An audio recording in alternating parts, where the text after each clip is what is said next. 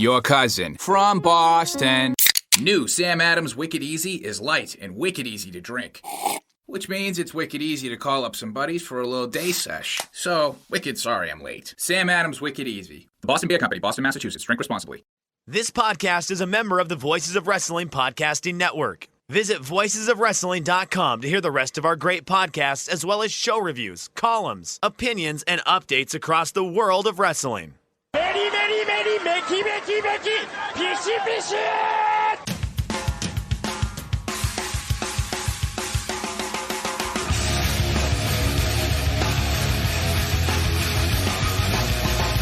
are listening to the Voices of Wrestling podcast with your hosts, Joe Lanza. X out and go listen to some boring podcast where they're afraid of their own shadow.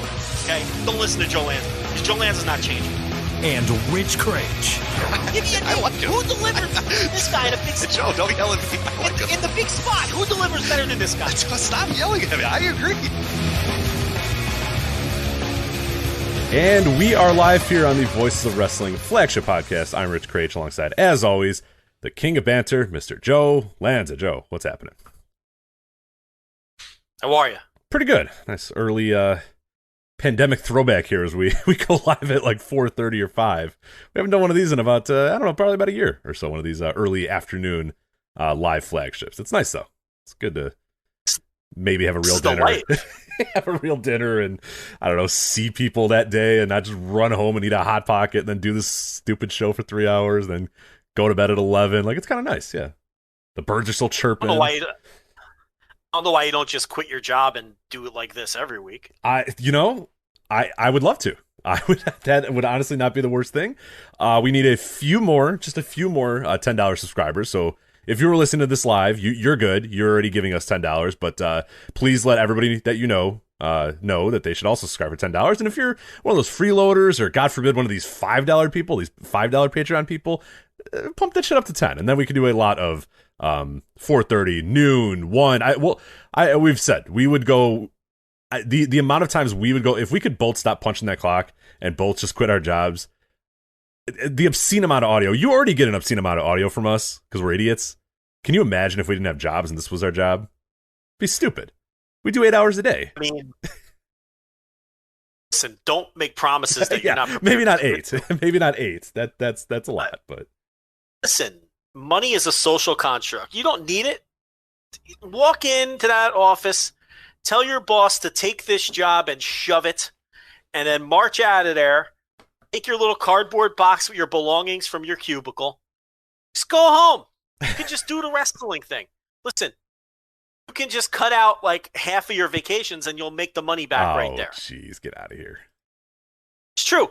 The nurse can go on the vacations alone. She probably doesn't want you there anyway. That part is true, yes. I mean, so there's built-in savings along the way where it can all balance out. Just let me sit down and figure out your finances. Okay, and I'll send them your way. I'll I'll show you all the bills, ways we can save, ways we can get things worked out, and then we'll make it happen. So thank you for doing that. What I'll do is I'll quit tomorrow. I should quit on a Monday though, right? I shouldn't quit on a Friday. Quit on a Friday. I mean, they've already gotten a week of my time. They say you should fire people on a Friday because they'll put up less of a stink. Mm-hmm. There's like a psychological thing to that. I could see that, but I'd also be annoyed. I'd rather be fired on a Monday for the exact same reason. It's just like you're like, oh, cool. At least I didn't invest a week in you assholes. You know what I mean? Like an additional week in this garbage. I don't know. I think Monday I'll quit. So what I'll do is over the weekend I'll send you all my finances. You say, hey, boom, Rich, here you go, and then Monday I'll make the official word. So I've had many. That's not happening, by the way. For the record, if anybody, that is not happening. So. We still the social construct still, unfortunately, the mortgage needs to get paid, and that's one of those unfortunate social constructs that you said in terms of this money. I could set it up where all that'll be taken care of. Look, I've had many people tell me over the years, Joe, you should really be a life advisor because you give tremendous advice and you lead people down the right path. So I could probably figure out. I don't know if I trust that. Many people have said that. Okay. Many people. Many people in the great state of New Jersey. have said, Joe, you always have tremendous advice. It's just, you have a very pragmatic outlook towards things. And I say thank you very much. But, I'm very happy doing what I'm doing, which is being a pro wrestling pundit and whatever it else is that I do. But I could probably figure out your finances for you and figure out a way that everything's again. Just by cutting out half these vacations, I think is half the battle. I mean, the exorbitant amount of money you spend on these things. The vacations where we go a place and then just hike outside all day? Listen, you can't tell me. Peanut butter and jelly and fucking trail mix? No, you have I mean, you should see the shit. The nurse is not happy about the way that I handle the food on a vacation. Because I'm good. I'm like, no, we'll just eat trail mix and I'll make hamburgers and then, or I'll make, I'll make peanut butter and jellies in the morning. We eat a bunch of trail mix for lunch, and then at dinner, we'll see. We'll probably be too tired to eat anyway. That's my theory. It doesn't always quite go that way. Just eat trail mix? Are you a gerbil? I mean, what? How is that a meal? Well, some of them, some trail mix can fill you up. Got some raisins in there sometimes. You know what I mean? Like some dried cranberries in a good trail mix. Some dried fruit in there. You grovel hat in hand for more subscribers. Can I bury one right now? Absolutely. Oh, God, yes. Is Dan Franks in the chat room? You know who Dan is, right? Dan Franks? Yeah. Do you know who that is? No. What's his okay, we'll we'll bury him. No, I think that's his real name. I don't know if that's his gimmick name. I believe it's his real name. But bury him while I get his official credentials. I don't want to... but what I know you're going to bury him about is even more horrifying when you do know what I think he actually does in real life. So go ahead.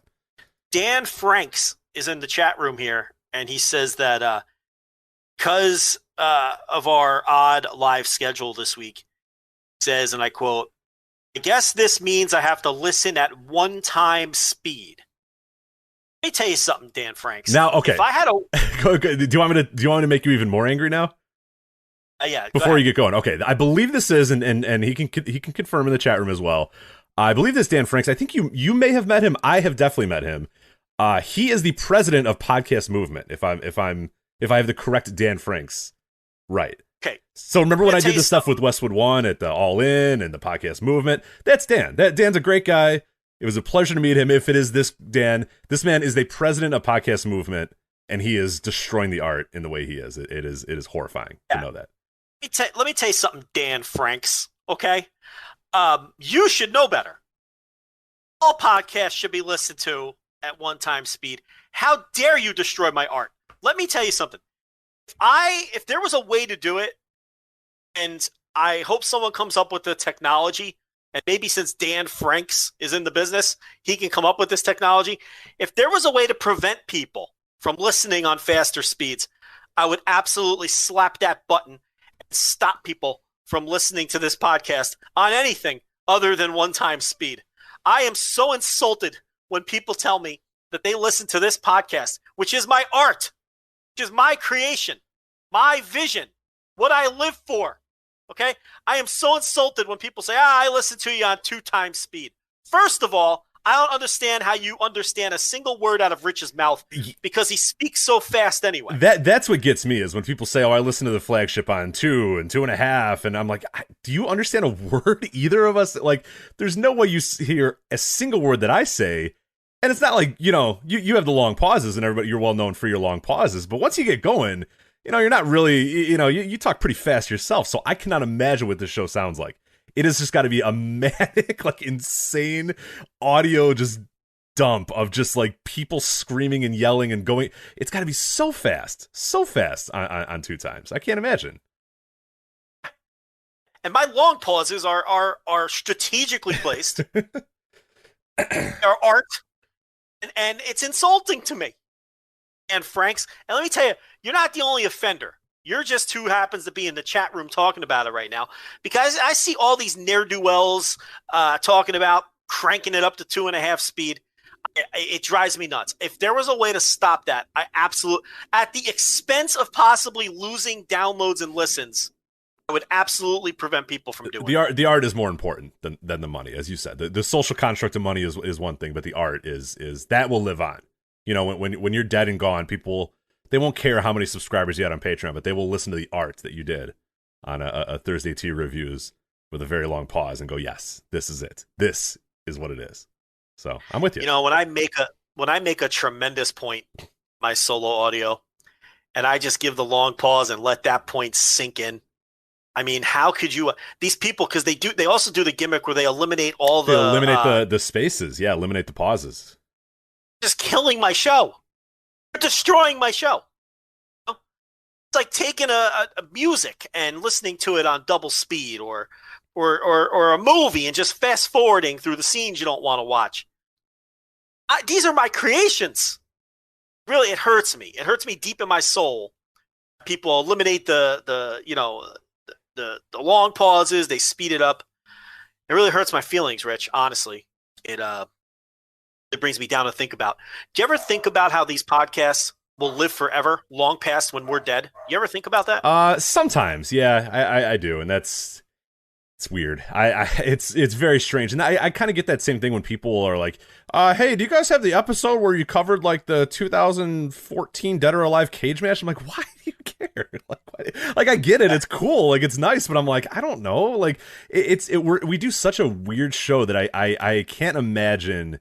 Like, so our the stuff we do on Patreon, like the deep dives and the VOW retro stuff and November to Remember, like all that stuff that's fine. Like I get why people 10 years from now would listen to that, or 20 years from now or whatever. That's fine. I get that, because it's like, oh, well, I'm watching this WrestleMania and they're talking about it, or I'm watching this and they're talking about it. But to go back and listen to an old flagship, and I know that there might be like a segment that people want, or no, okay, I want to see what you guys say about this. But there are people that just go back and just fully listen to like a 2015, like a March of 2015 episode of the flagship, and I can't. It's got to be strange, unless, I mean, there might be some perverse reason to like see how we react to certain news and see if we were wrong or whatever, which is very rarely, if ever, that we were ever wrong. But it's just, yeah, it's very strange, especially with the show that we do, why you'd go back and listen. But yeah, there's going to be people in 40 years for some ungodly reason. I'll delete the tapes. There's no way that on my deathbed I'll delete all that shit and get it out of there, so no one has to do that. But there would be somebody in 40, 50 years that would want to listen to that. I like how it just killed us off in 40, 50 years. Maybe you. I don't know about me. I guess. Speak for yourself, pal. I'm not. I'm still going to be doing this show in 40 years. I don't know what you're talking about. It's going to be incredible. Just you and I, just cranky ass. Like, already. So imagine how cranky we're going to be then. You know. Well, like, I mean, talking about the good old days of Will Ospreay, you know what I mean? Like that's when guys knew how to work, you know? Right. These kids today need to slow it down, like Will Ospreay. Right? Yeah, as they're doing like they're jumping out of fucking helicopters and shit, and we're like, back in the Will Ospreay didn't need a damn helicopter to jump from 20 feet. He just did it over the top rope, you know? Yeah, I kind of get why people want to listen to the old shows. I mean, we do a topical show, so, but I, what blows my mind is, like, in the year 2160, is there going to be someone who's like, I wonder what people thought of Wrestling Dontaku 2014. And then they go on whatever device exists at that time, and they pull up an old flagship and listen to our takes on some Tetsuya Naito match from, Destruction and Bipu in 2015 or something. Like, that's going to be a thing. And sometimes I'll lay in bed at night and think about things like that. And then it just makes me more angry that people listen on like 2.5 speed. It always comes back to that. Well, Dan says sorry, but I don't know if sorry is going to cut it this time, pal. So just change your ways. Just stop destroying Joe's art is all. Just respect the art. That's all I ask. Just respect the art. I one time I had a podcast app that had the trim silence thing, and I had it on for a while, and I didn't even know. I think it may have defaulted to it or something like that, and it was weird because it would give me, like, after a few months of doing it, I found a screen where it showed me, quote, how much time I had saved from trimming the silence, and I was kind of I wouldn't want to know. It was like, oh my god, that's a lot of silence that I cut out. It was like way higher number than you would think, but then I was also thinking, like, man, how do I know that this thing definitely trimmed the silence and that I didn't miss something, you know? And then that kept me up at night. Like, man, how there's no way I missed like 17 hours of silence. So I wonder what they cut out then. Like, what did they think was silence, but was just like a low thought, or like somebody, thinking or anything like that. Or yeah, it's just, you trim that silence. You play with fire, guys. I don't know. You might miss a pithy take that might make or break the whole show. The number might have been depressing. Like I've trimmed 6 days worth of silence. And then it's like, well, then how much time have I wasted actually? They shouldn't give you those statistics because they're just going to put you in a terrible mood and they're going to make you think you're wasting your life. Yeah, like Apple does that. I don't know if I'm not sure if Android does it as well, but Apple has like a screen time thing now where you can get reports at the end of the week, and it's like you spent X amount of time using this app and X amount of time using that app, and that's a great feature because very quickly you go, oh dear God, what am I doing with my life? Like, why am I spending? Especially with Twitter, it was just like, oh dear Jesus Christ, what the things I could be doing other than sitting for 4 hours and 5 minutes in a week, on Twitter. And I'm just like, oh my God, like that's just horrifying. So yeah, that actually, it helped me in that sense. It shamed me into being more aware of what I was doing. But then unfortunately I got rid of the screen time report because then I was like, well, I have to do it for work and I do it for, as I'm live, tweeting a WWE pay-per-view or something like that. And I rationalized it in my head and then just deleted it because I'm addicted to, the flashing and the reactions and the endorphin boost of dumb tweets. But it's terrible. It's awful. I think that's designed to shame you, right? Like that's the point. Oh yeah. Oh, for sure. Get off your phone. Yeah. It's got like a graph. It basically, it is absolutely 100% designed for you to go, oh dear God, I spent 11 hours on Instagram this week. Like, what am I doing with my life? And it has like, they break them down into categories. It's like productivity apps or like, time wasting apps or social apps or whatever, just to like really make you feel better, like terrible. Because your productivity apps, trust me, those things are going to be very, very low. But then your like social and like time wasting apps or whatever, those are going to be skyrocketing and you're going to go, oh Jesus, what am I doing? So yeah, good feature. I enjoy it. Can't you do a gimmick too where you tell it once I hit a certain number, lock me out of them? I believe this one has that. Yeah, where it says when I hit X hours on Instagram, just stop letting me use Instagram, which is really cool. They should have a feature that just deletes Twitter from your phone and then never lets you reinstall it again. That would be fantastic too. So. Do you think at some point they'll insert chips into the human body and it's like once you hit a certain calorie count, you won't be allowed to eat so you can maintain a nice fit frame, things of that nature? Crab Rangoon. It's the worst idea, right? It's not the worst. I just think I think there need to be a little bit of a transition period because I think people wouldn't quite realize how easily they reach their calorie threshold in a day. And that might cause some issues as, you eat like a donut in the morning and then, take a sip of your Diet Coke and then you're done. You know what I mean? The rest of the day. And you're like, oh no, like, I don't have the energy to get through the day. Like, I mean, it would be a transition period that you would definitely have to, but I don't think it's the worst idea. I really don't. Maybe it'll let you eat, but give you like minor discomfort. Yeah, you shake it, like vibrates, so you're like, I can't. I need to eat because I have to, but I can never ever eat a donut in the morning ever again, and I need to stop drinking, Coke at lunch or whatever. So yeah, it'd be an uncomfortable few days, but hopefully very quickly you would realize the error of your ways. Low level electroshock, or maybe like it won't let you eat when you hit a certain number unless you then burn X amount of calories. Oh, I like it. You got to get on a bike. Yeah, you got to get on an exercise bike and burn 500 calories. Then you've allotted yourself, additional calories. Yeah. Right. Then it'll allow you to consume food again. Right. See, we should delete this because this should be proprietary. Someone's gonna become a billionaire. Yeah. In 2060, when we do this flagship, we're gonna be talking about how in 2021 we had this idea, and now this asshole, insert random Silicon Valley asshole guy, is making billions with this idea that we had, this golden idea that we had. So it's just like my laundromat / sports bar that got stolen from me. Right. So it's they're all over the place now. You talked about it a few months ago. They're all over the place now. They're everywhere, and that was my original concept. But I was too broke to do anything about it. I guess. Is that the end of the banter? There's no ad read, so I'm all thrown off. There's no ad read. Yeah, there's nothing to. I mean, we have plenty of topics to get to this week, but this is we're recording this in like a weird kind of what we did last year during the pandemic time, and it's kind of a weird pandemic time thing in Japan as well as New Japan just basically said, fuck it, we're not going to run shows for a while because a bunch of our roster has COVID and there's a state of emergency and we can't have any fans and all that sort of stuff, so they're gone. All Japan is gone. Dragongate is marching on. They're having their King of Gate show coming up, but It does feel very much like a pandemic show here, where there's no New Japan Pro Wrestling. Dragongate is doing King of Gate in front of no fans for a few of their shows, and we're doing it in the afternoon, so it all kind of works there. We're not going to talk Big Japan. Well, we could.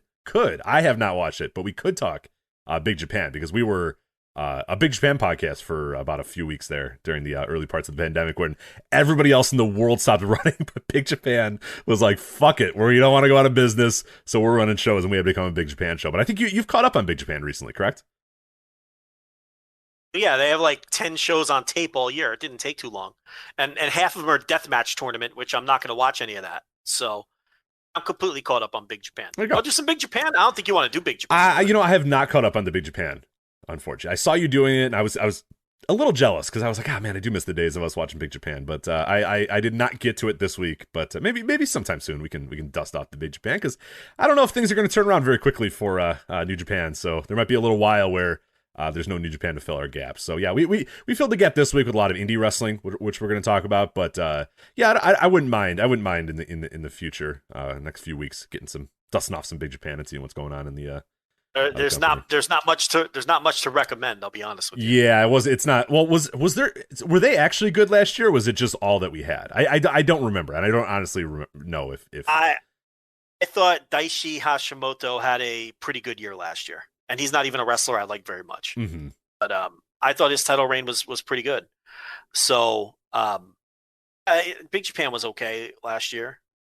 There's not a ton on tape this year. I mean, the only match I would recommend is the January 2nd title match with where Okabayashi lost to Nakanoe. But that other than that, there was nothing I saw. And keep in mind, I don't watch any of the death match. But yeah, there was really nothing else of note that caught my. Yeah, and I mean, I only watched because half of the shows sounds exciting. Shows. Sounds awesome. It wasn't exciting at all. It was actually awful. You recommend a match from January 2nd. That's the best Big Japan match I've seen this year. Yeah, I mean, the rest of it was fine, but yeah, it definitely doesn't. And plus, they're just not making tape anymore. I mean, they're when they do run. And they alternate every year with the strong tournament and the deathmatch tournament, right? Mm-hmm. Like, and last year we were lucky that we had the strong side. Yeah, this year is a deathmatch, and I don't watch that. I mean, the only way I'm going to watch that is if one of the matches gets a super strong wreck. Oh, and then I'll give it a shot. Remember that Takeda match a few years ago? Oh yeah, yeah. Oh yeah, great. So if someone recommends a deathmatch, that's super high end, I'll watch it. But am I watching a rank and file deathmatch show? Absolutely not, because it's just not my thing. But yeah, I don't know. I guess we just did do Big Japan. There it is. We do Big Japan. Yeah, we just did Big Japan. We didn't mean to, but we did Big Japan. But yeah, we got All Elite Wrestling. We'll have some stuff to talk about with them. The National Wrestling Alliance show. We always like to check in on the NWA, and you're one of the very few people in the world still checking in on NWA. So we're going to talk about what they've done recently, including this week, where they got a lot of publicity. Well, a decent amount of publicity about their recent Power show. Dragongate King of Gate, we're going to talk about the blocks, the lineups, everything that's going on. It starts on tomorrow, actually, May 14th, and runs through the end of the month. So we'll talk a little bit about King of Gate. Then we're going to bounce around the indies, but not, we're not going to play Headstrong while we bounce around these indies because it might be a little long. We're going to talk about AEW's Take No Prisoners, Limitless Wrestling's The Games We Play, as well as an additional indie match that I saw that I can give some thoughts about as well. The IWTV title match from Beyond Wrestling with Lee Moriarty versus Wheeler Yuta. Then we are going to do WWE. Joe, I know you cannot wait for this, but we're going to wait a little bit later in the show to do this. I know you're frothing at the mouth to give me your Dirty Dogs versus Rey Mysterio and Dominic Mysterio takes here. But WrestleMania Backlash, WrestleMania season still going on deep into May. WrestleMania Backlash, we will preview this exciting, highly anticipated show that, yes, is happening this weekend. Streaming live on I will never care.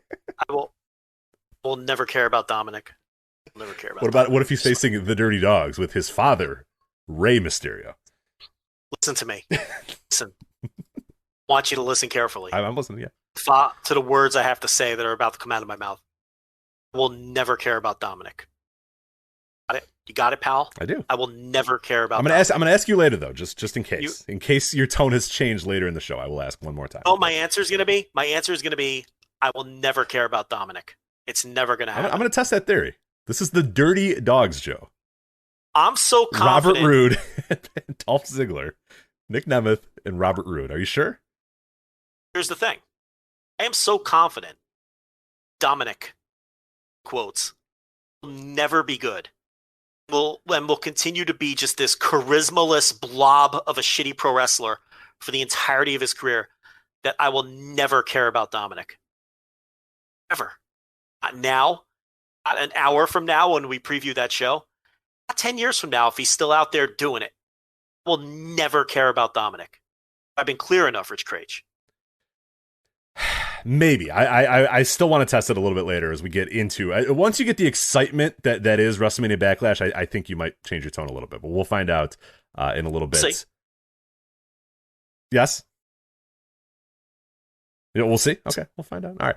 And then finally, the at the end of the show here, depending on how much time we have, we are going to take your calls. We have done this once or twice before on the flagship, but you can get details about that at patreon.com/voices of wrestling. If you're a $10 subscriber listening now, of course, you have to be listening live. That's one of the things. You have to be a $10 Voices of Wrestling superfan subscriber, which, again, people listening live, you are, so you're eligible to call if you're listening live, but if you want to do it in the future, $10 subscriber, you have to be a member of the Voice Wrestling Discord, so go to voicesofwrestling.com/discord, and again, we lay this all out at patreon.com/voicewrestling. It's very simple. And then you have to hang out when we say that we are going to take calls. We'll make a little warning. We'll say, okay, we're going to do this segment. Then after this, we're going to take calls. To do that, you need to hang out in the Flagship Superfans Q&A hold room. It's a voice channel on the voicewrestling.com/discord. You sit there, and when we call on you, we're going to put you into another room where then you are live, you are on the air, you are on the flagship, you're ready to go. Be ready to talk when you're moved to that room, and make sure when you get moved to that room that you mute the flagship stream, so we don't get a bunch of feedback and we don't have to tell you to mute your flagship stream. Okay, so that's what you're going to do. We always have the question of, well, what if somebody comes in and acts like an asshole? Or what if they come in and do something, yada, yada, yada. It's risky to do this live. It is risky to take calls live. With that being said, the people that have to call, they're $10 subscribers. So first off, we kind of trust them a little bit more than we trust the normal population. We are never, ever going to do open lines where we give a phone number out and people are going to call. That is never going to happen because that'd be ridiculous and stupid and you'd get terrible calls all the time. So they're $10 subscribers, so we give them a little bit of credit anyway because they've paid $10 to do this. Maybe they paid $10 just to troll us on a call, in which case, thank you for your $10, but now we're never going to call on you ever again, and you're going to get deleted, and we'll probably just return your $10 and say don't bother anymore. So if you want to do that, if you want to be an asshole, then you get to be an asshole maybe one time and then never ever again. We don't think you're going to do that, though. So if you're a $10 subscriber, when we say that we're going to take calls, get into the Voice Wrestling Discord, voicewrestling.com/discord, and get into that Flagship Superfans Q&A hold room, and then we will call on you when we get to the calls. Only current events as well. Please, only current wrestling events. Don't call in and say, what are your top 5 matches of all time or something, or you know, what's your favorite Bret Hart match of all time? Current wrestling events only. So talk about current wrestling. Don't just ask us random questions about the past wrestling or personal stuff or whatever, anything like that. So just current wrestling event discussion there when we take the calls. That'll be at the end of the show. And again, patreon.com/voices of wrestling has some details about how we are going to take calls. But Joe, you ready to get into this AEW stuff first? There's a bunch of stuff to talk about there. We'll start out first with a sign of the times. At least, you know, Japan is going through some issues and canceling shows and state of emergencies, all that sort of stuff. At least on the American front, things are kind of returning back to normal here, as AEW announced that they are going to be going on the road again. This will be their first non-Jacksonville Dynamite shows since March of 2020. Wednesday, July 7th at the James L. Knight Center in Miami. The next week, they'll be at the HEB Center in Cedar Park, Texas. And the following week, they'll be at the Curtis Colwell Center in Garland, Texas as well. So in July, AEW going on the road. 2 additional shows as well, which we'll talk about briefly here, and then we'll go back to the Dynamites on the road. But 2 additional shows. They're going to be doing a taping on Friday, November 5th in St. Louis, and then January 12th, 2022. I don't know why we need to lock this in right now. But anyway, January 12th, 2022, at the UNO Lakefront Arena in New Orleans, an arena that I believe you have been to, right, during WrestleMania weekend. That ROH show was at that venue, right? I'm pretty sure that's where they ran. Yeah, the UNO Lakefront Arena. So as far as this, though, July, Dynamite going on the road finally again. It feels like so long, and there were so few Dynamites that were actually on the road as well that it does kind of feel like Jacksonville is their home for Dynamite. Yeah, there's that weird thing. It's going to be very, very strange when they come out and they're just not at Daly's place, right? That January 7th, they come out and they're in the James L. Knight Center in Miami. It's going to be a big of adjustment because, yeah, we've gotten used to, a certain look and a feel of Dynamites, and really the look and the feel, the preeminent look and feel of Dynamite is Daly's place, not on the road shows. Do you have that same thought too, or do you think it's not going to be that weird and you'll get right back to it? I've been to that building in Cedar Park too. I was going to say, are any of these near you? I don't know any Texas geography, and I feel bad doing like you said, your mom does. She's like, oh, my friend lives in Corpus, or like Houston. You're like, Mom, that's like 9 hours away from me. Like, I can't. No, Cedar Park is just It's Austin, basically. Okay. So that it's a minor league hockey arena. It's a Dallas Stars affiliate plays there. I've been to one of their games. I've actually been to wrestling in that building. That was the building where I went to that TNA house show, and we were accused by the TNA fans of doctoring the photo of like empty seats. Oh, I remember that. Oh, that was at the HEB Center? Yes. Fantastic. That show was at this same building in Cedar Park where the TNA Lunatic Fringe, the TNA Asylum fans, I posted pictures of building during the first match, and they claimed that Rich and I photoshopped the picture and took all of the fans out to make it look like there were less people there than there really were because of our anti-TNA agenda. Yes, to what benefit that I spent hours meticulously, which did not make sense because you set the photo out like clearly while it was going on, like clearly. But anyway, yeah, I don't know to what end I meticulously taking the fans out of the crowd would have done other than to stroke my mustache and go ha ha ha, LOL TNA, you suck. That was, I guess, the only purpose.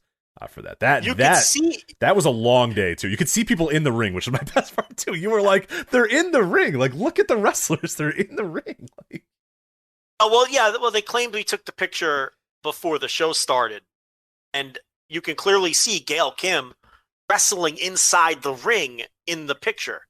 So then they changed it. Then they claimed that we were airbrushing people out of the just completely insane stuff, which the good old days. I don't know if people could remember the old TNA Asylum or whatever, but those people were insane. I mean, it was literally an asylum. Oh, Mecca. I'm ripping the wrong site, right? TNA Mecca okay. was the crazy I don't know the exact history. I might be getting wrong who was first and who came after, but there was a TNA Asylum, and that was bad. And then there was a TNA Mecca, and that was equally bad. So, oh no, I think it was there was TNA Asylum, and it wasn't quite militant enough. Yes, correct. So TNA Mecca was the spin-off site with all of the crazies. So I'm slandering the wrong site, I think. TNA Mecca was the one that was really, really bad with the people who were just completely insane. Was that run by the guy who faked his death, or was that Asylum? Yes. That was Mecca. Oh, yeah, it was the guy who faked his death, yeah. Now, what did the big dog, where did he write at? Was he Mecca as well? Mecca. The bark of the dog? Yeah, okay. Bark of the dog, which used to be a bit we would do. We would read it. Great. It was the easiest bit ever is just read the insane ramblings of the big dog on TNA Mecca. Yeah, those are classic flagship days where I would just have you in tears, and all I had to do was read Bark of the Dog. So. The bark of the dog, yeah, big dog. I don't know what happened to him or any of those people, honestly. I think they're in that weird what's that site they're on now? The site they used to threaten us every single week, and I was just like, who are you? Like, what are you doing? And then they just stopped threatening us. So I forget what that website is, but he was like, yeah, we would get DMs where he's like, oh, fuck you guys, we have the best wrestling calendar in the world. And I'm like, okay. Like, sure. Like, yeah. They had like a wrestling calendar, and they were like, made a big deal about it. I'm like, all right, cool. Like, that's great, man. I don't have a wrestling calendar. I don't really care. He got like really upset when I did the WrestleMania schedule the one year. And he's like, oh, you're trying to, steal my thing? And I was like, what thing? What are you talking about? He goes, yeah, we have the wrestling calendar. It's like, all right, well then fine. You have the wrestling calendar. I don't care. Like, and he get really upset about it for a lot of time. I think that is a lineage to the TNA weirdos. And I cannot for the life of me remember what the hell the name of that site is. So. Yeah, it's can't either, but Trevor Dame, who does the ROH retro, what's the name of his podcast? Through the years. ROH Through the Years. but it's like hard to pronounce because he tries to be cute with the name. It's like it's THROH the years. So yeah, the throw the years. Yeah, he's a frequent visitor of whatever their latest psychopath site is with the Impact stuff, and he actually has a Patreon where he goes. Is that still active? I don't know if it is. I think it used to be a little bit more active. I think maybe it's calmed down in recent years, but that was pretty awesome. So he became the. It's great because he would take all the heat from those people off of everybody else because he's like their public enemy number one because he calls out all their bullshit. But yeah. Anyway, Discuss PW. Discuss PW is the name of the website, by the way. So Discuss. That's it. That's the one. Yeah, that's where they go. That's where they are now. There's no more Mecca. No more Asylum. January 18th. Trevor Dame retired. He hung up the boots here. On January 18th, 2020, he said it's over. Yeah. Final thank you. So. Yeah, he was doing a nice job at that. But yeah. Anyway, I've been to that building in Cedar Park, and who knows? I may be there soon again. I was gonna say, yeah, maybe you can find yourself over there. And then the Colwell Center in Garland, Texas. You're nowhere near Garland, Texas, right? Where the fuck is Garland, Texas? Let's do this. Let's do that. Yeah, I have no Texas geography knowledge whatsoever. I only recently figured out where the cities actually are in relativity to the state itself is. It's like Dallas, Fort Worth, so it's like 3 hours. I'm not going to that. Yeah. I'm not driving 3 hours. Especially if I go the week before. So, who knows? I mean, it's all a write-off, right? Yeah, absolutely. Yeah. Oh, you should get some comms. Come on, you're Joe Lanza. No, I know, but fuck that. The gas, everything. Are you kidding me? I keep all your receipts, Rich. I do. If it's wrestling related. I learned that this year. I learned you. Actually, you know what? I was making fun of your life advice earlier in the show, but you gave me some tremendous tax advice. So everyone thinks I'm just like a gimmick. I know what I'm doing over here. The feds have not ring the doorbell yet, so I'm still good so far. So fuck them. Listen. What's the worst that could happen? You owe them a couple $1,000, right? Yeah, exactly. I got receipts. Like you said, I got receipts. If they need them, I got them. You got your receipts. Yeah. And what's the worst that could happen? They go through it, audit it, and they find a couple, bent some rules here. Yeah. Did I drive that many miles to do the flagship? Maybe not. Maybe I just did it, close to my house. But they don't have to know that. So then they say you owe us $1,200, sir. And you write them a check. I cut them a check and get them away. Yeah. Yeah. So no big deal. It happened to me once or twice, but that's neither here nor there. Hold on. Wait. I was told this was ironclad. I told you a couple years ago they came for me for. That was. Listen, it's an off the air story. The point is, it's all taken care of. Wasn't an official audit. It was a. Who cares? They probably do care, but I'm not going to tell the story on the air. Point is here, neither one of us are Pete Rose or Willie Nelson, so you're never going to owe them like $1 million. Yeah, I'm not Wesley Snipes here. I have been paying taxes. I just maybe didn't pay as many as they want me to pay, so that's fine. So you just fucking write everything off on Earth that you can think of, and then if you do get audited and they find it's nothing you're not going to be able to handle anyway. This is why Rich doubts that people take my life advice, but that's my tax advice to everybody who's doing a pro wrestling podcast. But yeah, I don't know. We'll see. I mean, I'm thinking about going to Cedar Park for sure because that's not much of a distance. But Garland, that might be pushing it. It's the drive back. That's the problem. The drive back, especially after a wrestling show, it's just you're done, and especially like a Dynamite show, and that's gonna be tough. That's tricky. So I don't blame anybody for wanting to drive. I'll drive that far for certain things, but after a wrestling show, it's just like you'll drive there 3 hours. You're like, oh, who cares, But if you're just gonna sit down for 2-3 hours or whatever, and then get up and then get back in that car on that same night, that's a grind. That's a grind for 6 hours of driving in a day. Get a room and you write it off. Now we're talking. Right off that lodging.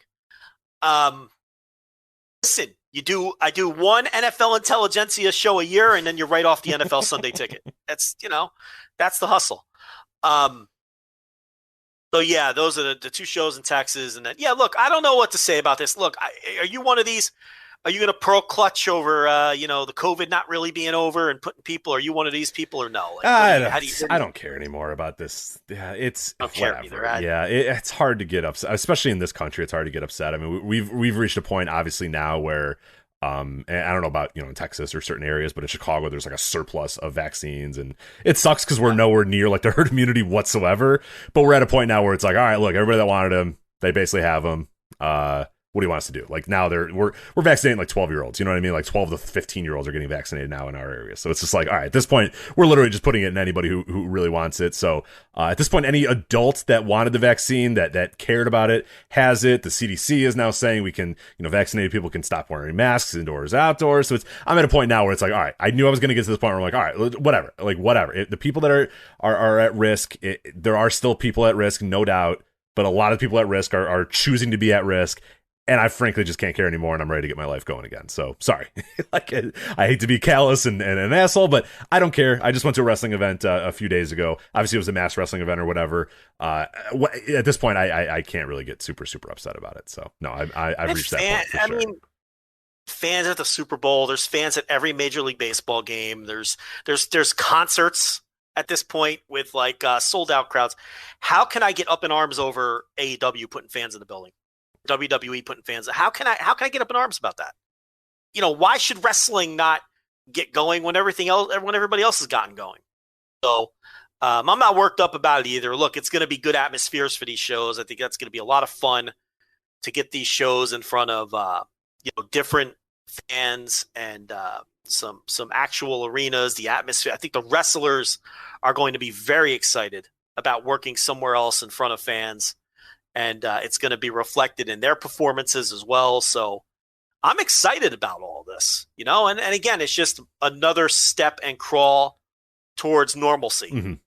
Right. Oh, for sure. And, I think that's important too. Absolutely. So. Yeah. And it's just, like I said, it's going to be really weird to see that transition because it's people kind of forget that AEW, was really, I mean, Dynamite was only a few months old at that point by the time that they already had to start going to Daly's Place fully. I mean, I don't know the numbers, but I think they crossed that threshold quite a while ago where they've had more Daly's Place shows than they had any other, kind of touring shows for Dynamite. So that's pretty wild as well. So it is going to be a change of pace. And like you said, I think there's no doubt that like that first night when they all walk out there on January 7th and the crowd's going nuts or whatever, and they're in this James L. Knight Center in Miami or whatever, and if it's a decent crowd, which it should obviously be, and it'll be a hot crowd because most of these people probably have not seen live wrestling in a year plus, like it's going to be awesome. And you're going to feel it in the work. Like there's no doubt in my mind that WrestleMania definitely benefited from that, where those fans, because we saw it was a total great effort from everybody at WrestleMania. I mean, the matches themselves, everything just felt so much better, so much more important, so much more impactful. The work felt better, the atmosphere felt better, all of it felt better.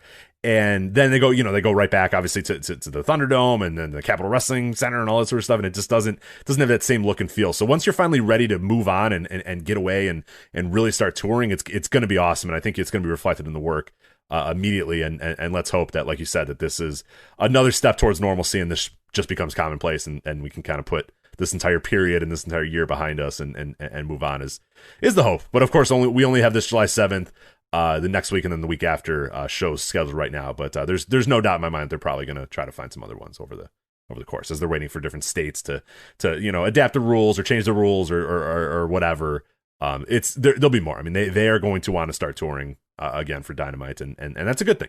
It's all you have the fallback of Daly's Place. If anything goes wrong, anything gets canceled, anything, you always have that fallback, and that's a great asset to have. But I think you, me, and pretty much everybody is ready to get away from there for at least a little bit and get to some live shows in front of some crowds again. I remember when they ran, what was it? One of their like pay-per-views when they were just getting started. What did they? And they ran. There was Double or Nothing, and then there was the Fighter Fest. Are you thinking of Fighter Fest? Maybe Fighter Fest, one of them, whichever one. I guess it doesn't make a difference to my point. I remember when they first ran Daly's Place, I was thinking to myself, this building has a real unique look and could really be their signature building, and they should run this several times per year. Mm-hmm. Little did I know. Yeah, how about 50? What about 60 times? How about that year? How about that? Yeah, now I don't want to see Daly's Place again for a long, long time because obviously, but yeah, it really really thought it could be kind of their, MSG, ECW arena, whatever you want, Arena Mexico, sort of signature building that you associate with the promotion. You know what I mean? And that definitely has become the case now. I think if they had their way, they wouldn't run the building again for like a year. But like you're saying, there's going to be situations where they can't, we're still not completely out of the pandemic. So there's going to be situations where a city cancels on them or they can't book a building or whatever. And I'm sure they'll be back again, but it'd be nice if they can get away from it for a long time. That would be really nice. And then I think you can have a special show where you're returning to that building. Yes. Yeah. Because I think people are going to kind of look at this era years from now, for AEW as kind of like, once the pandemic's really in the rear view and everything, it's there's going to be some fondness to it. Like, oh, remember the Daily's Place shows during the pandemic, and and I think that the building, inadvertently is going to become sort of that signature AEW building that I'm talking about, just not in the way that was ever originally intended. Right. They created their identity. I mean, and that was kind of my point, initially, is like they've created their identity. I mean, there are a lot of us, our only, frame of reference for Dynamite, really. Like, and I have to think long and hard. And I went to Dynamites in other arenas. You know what I mean? I've watched all the Dynamites that took place in other arenas. But like, when you close your eyes and you think of AEW Dynamite, you think of Daly's Place. You know what I mean? You think of that tunnel. You think of that, every part of that you think of that. And they really created that. I mean, when they're still kind of a fledgling company in the early days as they're kind of working their way,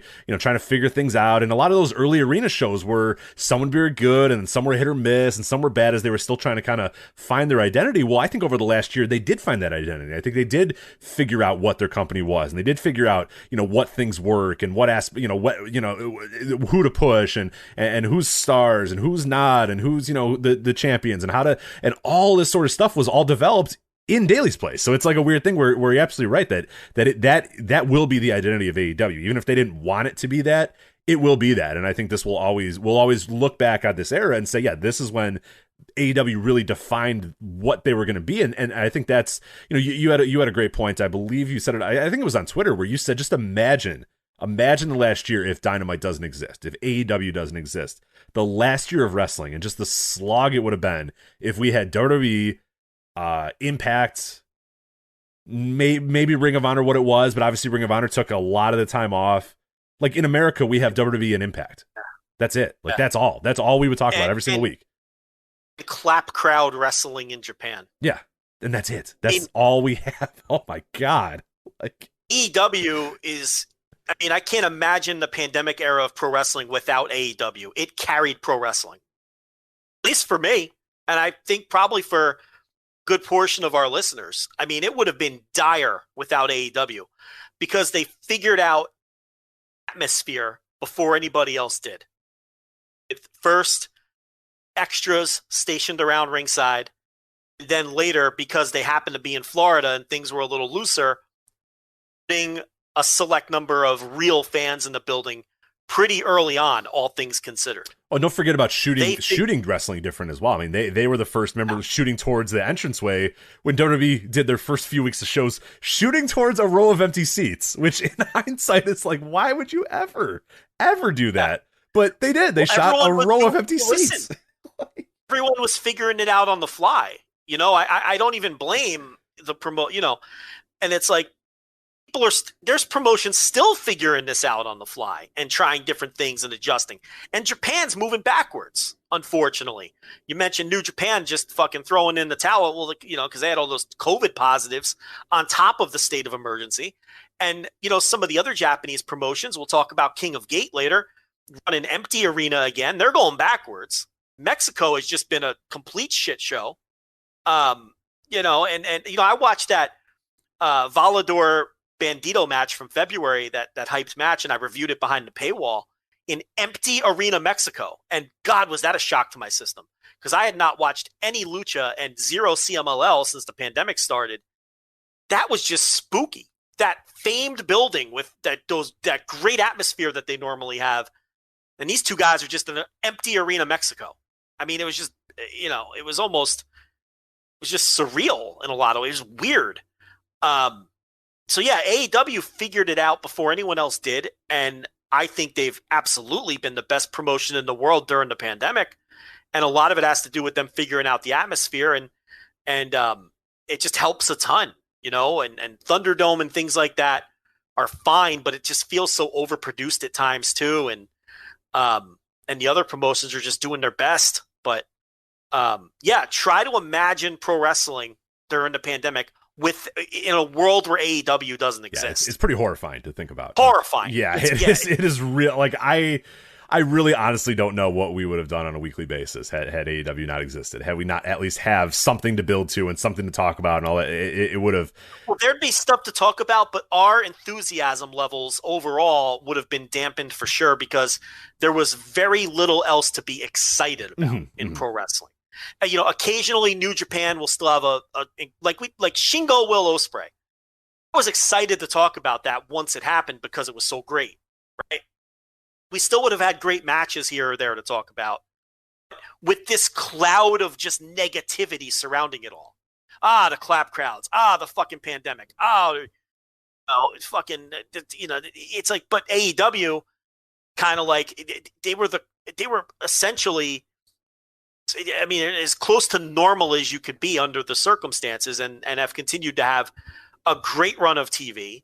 The pay-per-views are hit or miss, but clearly carrying pro wrestling on their back during the pandemic. I mean, and it's funny because they have so many wrestlers who have never wrestled outside of Daly's Place on their roster now. Yeah, I was going to say it. Yeah, right. Look at Brody Lee. Brody Lee never wrestled in front of real fans. He wrestled in Norcross, Georgia, Jacksonville. That's it. And there's other wrestlers on their roster who, Matt Hardy's another one. He joined around the same time Brody Lee did. Maybe even on the same Dynamite, if I'm not mistaken. All the guys in the Cody Challenge, whether it's Ricky Starks or Eddie Kingston,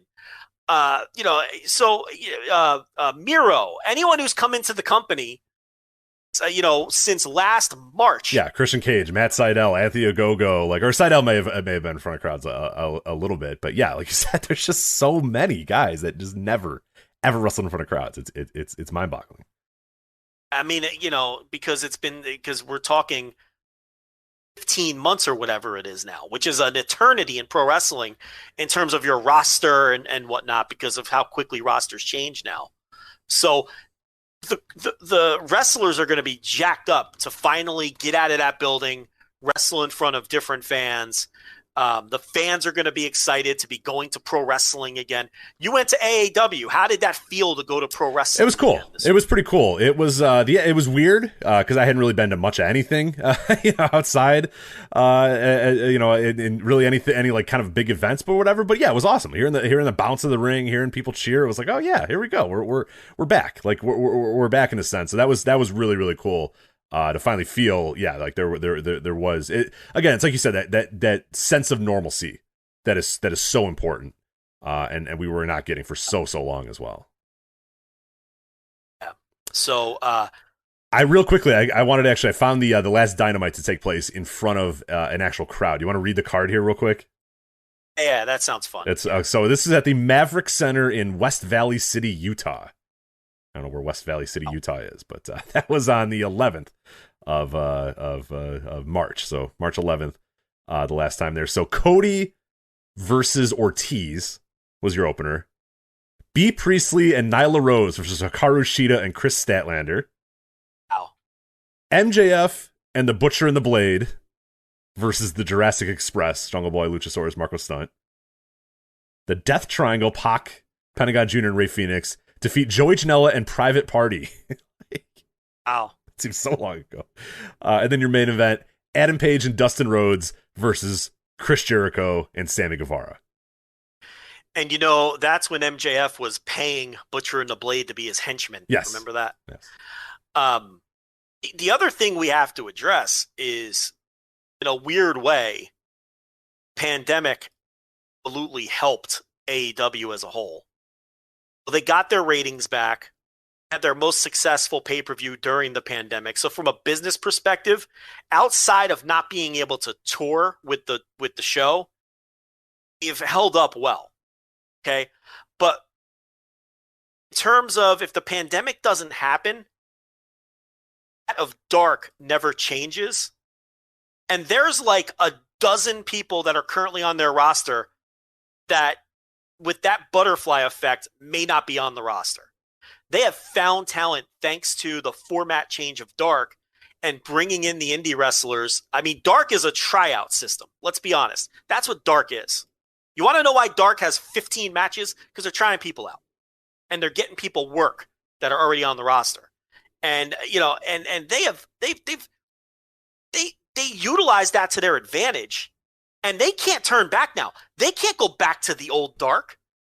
That's why Dark Elevation exists now, because what they realize that Dark has been a boon to them, and they're finding talent through that, and they're developing talent that they find through Dark. Yeah, Tay Conti is, I think, one of the best examples of somebody that developed entirely through AEW Dark. Like, you know, came from the PC as still raw parts, and essentially they just hit her on Dark for 6 or 7 months, and she came out, and now she is what she is now, which is obviously still not a completed product. There's still a lot of work to go, but like, you take what she was when she entered, and then what she was after the months and months and months of just being hidden on Dark and doing matches, and it's night and day. I mean, I'm sure there was other work, you know, behind the scenes as well, but like, largely a lot of just doing reps on Dark, and that's what it's all about for wrestlers. And you don't get that in the Performance Center. You don't get that in a training school. Reps out in the middle of the ring with different opponents, in front of crowds, you know, pseudo crowds or real crowds or whatever. That's when you develop, and we saw it with Tay Conti. I think is the best example so far of a Dark project that has worked out tremendously for them. I mean, just look at the litany of names that started on Dark and are now part of the main roster and slowly being developed. You name Tay Conti, then there's Lee Johnson and, you know, the guys that are all part of QT's crew, Camarado and Aaron Solo. And I know I'm forgetting a million different people, but it's like Dark has been a tremendous recruitment tool. And then the development, and then very helpful in the development process, because it's not just, you know, going away to QT school or the Nightmare Factory or Matt Seidel's school or wherever else to get your reps. You're getting your reps in real matches that are going to be broadcast with the lights on, you know, and I don't know if any of that happens. I don't know if they figure any of that out if the pandemic doesn't force them into it. And I think that's such an under-discussed topic when it comes to AEW and what has gone down, at least in that company, in the pandemic era. I mean, they, you know, how can they? I'm sure they will go back to filming 3 matches before Dynamite that are all between mid-carders and then making that Dark. But now they see the benefit of what Dark is, and that's why they created this Dark Elevation, because they don't want to lose that. Because they see how important that's been to not just talent development, but just straight up building a foundation and building a bench, you know, and building a roster. So that's something that I don't think we've talked a lot about, but is one of the, if anything, in terms of wrestling, if anything good has come out of the pandemic, that's got to be near the top of the list. How AEW really pivoted off of this and figured out a new way to find and develop talent. Yeah, because there was always the pressure when you're running TV that you only have X amount of time, and you have an hour or a half an hour before the show or whatever. Whereas what we saw with Dark is that they can film 20 matches in a day. They can film it till 3 a.m. They can film one match at 9 a.m. and another match at 10 a.m. and then another match at 5 p.m. Or like, there's so much you can do with that, and that ability to kind of construct your own arena and stuff. And it is a throwback in a lot of ways to just the old days of studio wrestling, and that's cool. I think studio wrestling is tremendous, and I think there's nothing wrong with doing it, and I think it is an asset moving forward. So if there's anything that we have learned from this pandemic, is that you don't have to necessarily shy away from studio wrestling, that there is benefits to doing it. And obviously they kind of got their hand forced in terms of how Dark worked and how it works. But I do think you're right, that I think some other companies, and particularly AEW, is going to realize that forcing your developmental to just be 30 minutes before a show is not necessarily the best route, and that studio wrestling has its downsides for sure, but the positives far outweigh the negatives, especially if it's not your primary source of television, which is where Dark fits in perfectly, I think. We've talked about many times over the years how complacency is bad in pro wrestling. And when you're forced into a precarious situation, or we talk about in New Japan when WWE rated their talent in 2016 or whatever it was, and it lit a fire under them, and it made them change the way they do some things, and it made them elevate new people. You know, sometimes you need that adversity to figure out, to not just motivate you, but figure out different ways of doing things.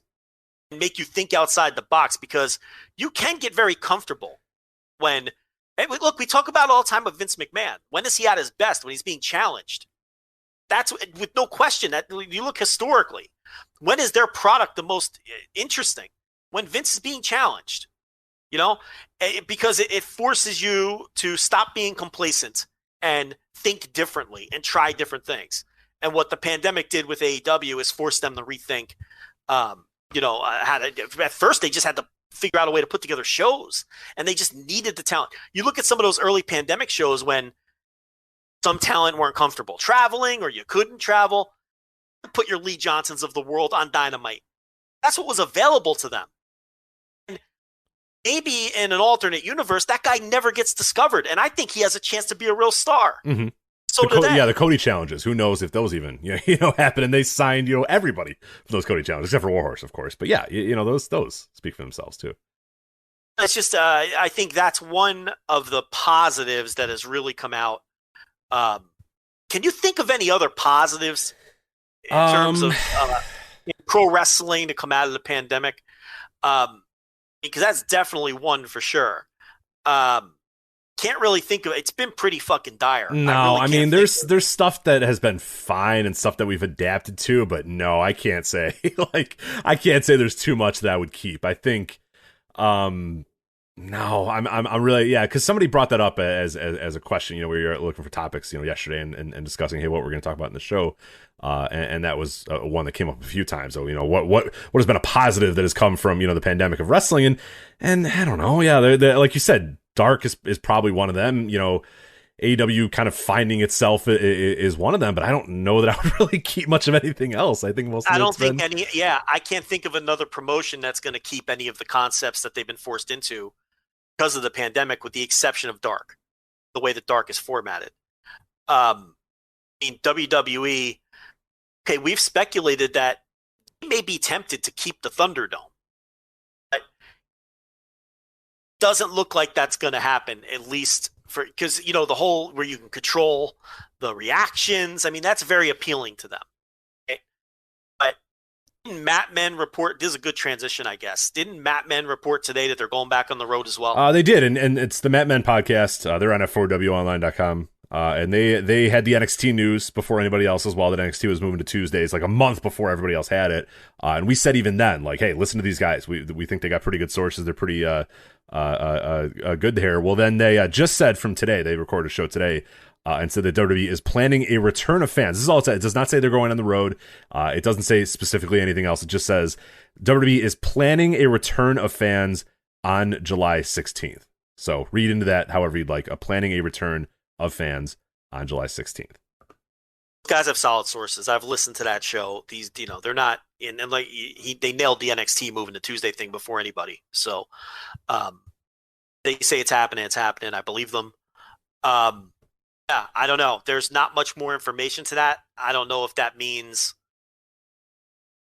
television. I doubt it means house shows. I mean, why would you start running? You wouldn't run house shows. They may not run house shows ever again. I don't know. I honestly don't think they ever. I mean, they might run a few here and there, but I think the days of 4 house shows a week or 4 or 5 house shows a week, those days are over. And they were already kind of winding them down even before the pandemic. And I think now financially, there's just absolutely no reason whatsoever. And I've argued this for years and years and years, but now more than ever, there is no justification whatsoever for going on the road and taking punches of those bump cards, or just the cost of getting everybody up and moving everybody around and getting everything together. There's just no purpose in doing that ever again. So, I cannot imagine the return of house shows anytime soon.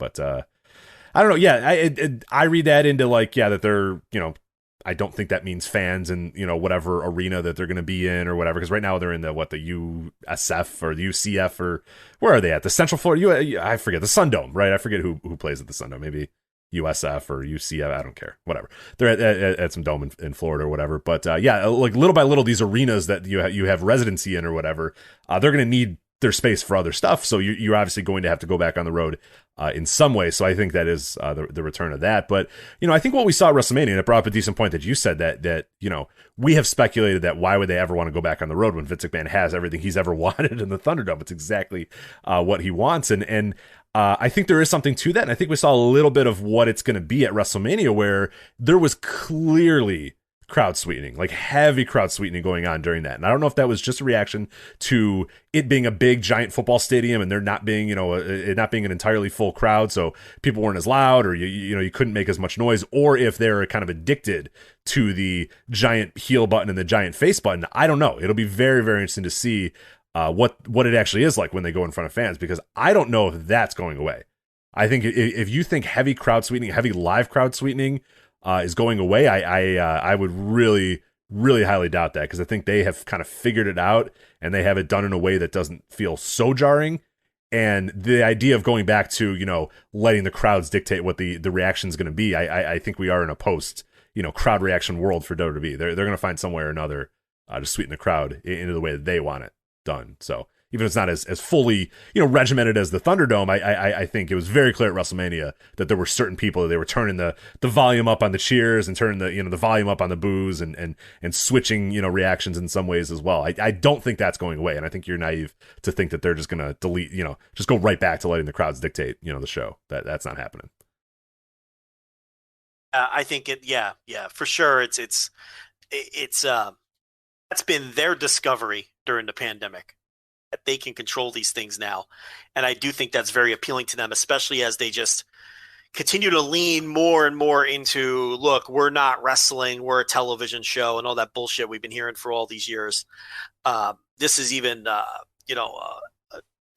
this is another way where they can just, they can fabricate the responses they want, that, and don't have those pesky fans screwing with the stories they're telling. Then why wouldn't they? What was the Seth Rollins quote? Okay, so he said... he had a term for it that was just great. I forget what it was, though. Basically, the gist of it was, he said, it's easier to tell our stories without the fans. Yes. He doesn't realize how stupid that sounds. He doesn't realize how, it's like, you're telling on yourself. That's a classic example of that. But he's fully indoctrinated. Look, he's a company guy, and that's fine. I mean, if he loves working there, and he loves what they do, and if he has the balls to like tweet after pay-per-views that, this was the greatest pay-per-view ever and our crew is the best in the world and all that, after one of their terrible payment, then more power to him. So I found the quote here. I can't believe it. It was on Ryan Setton's Out of Character podcast as well. Of course it was. Just the cherry on top. Just the chef's kiss to this whole entire thing. Quote. That imbecile. Complete imbecile. Quote, the Thunderdome has definitely allowed us to tell our stories a little bit cleaner, in the sense that things are not as up and down as they normally would be. Whether that's a good thing or a bad thing, I'm not sure. But I do miss the fans, the adrenaline, and the live interaction. That said, I love being able to cut a promo and get all through it without having to side-eye the audience. It's nice to get a full fallout instead of being interrupted by CM Punk chants or something. He's not wrong. Nothing he's saying there. No. Nothing he's saying there is wrong. It is easier to tell cleaner stories because it doesn't get derailed, and you don't second guess the story you're telling because the fans in Tuscaloosa, Alabama, where Raw happened to be, shit on it. And then you're thinking, oh, well, maybe this is no. So you can see, I completely agree with what he's saying, but at the same time, it's not what you want. It's you shouldn't go into this wrestling business thinking, oh man, I'm so glad I can cut a promo without the fans, cheering me or booing me. It's just the antithesis of what the business is. Yeah. Exactly. His mindset should be, we should be telling stories that the fans do embrace and allow us to tell because the stories are good. If we stop telling bad stories, they'd stop being derailed. Right. They would stop chanting CM Punk if my stories and my promos didn't fucking suck. If I didn't have to sit there and say, I, Seth Rollins, am going to prove at WrestleMania Backlash that you, Cesaro, you know what I mean? Like, that's why they chant CM Punk, because those promos suck. Nobody wants to hear those.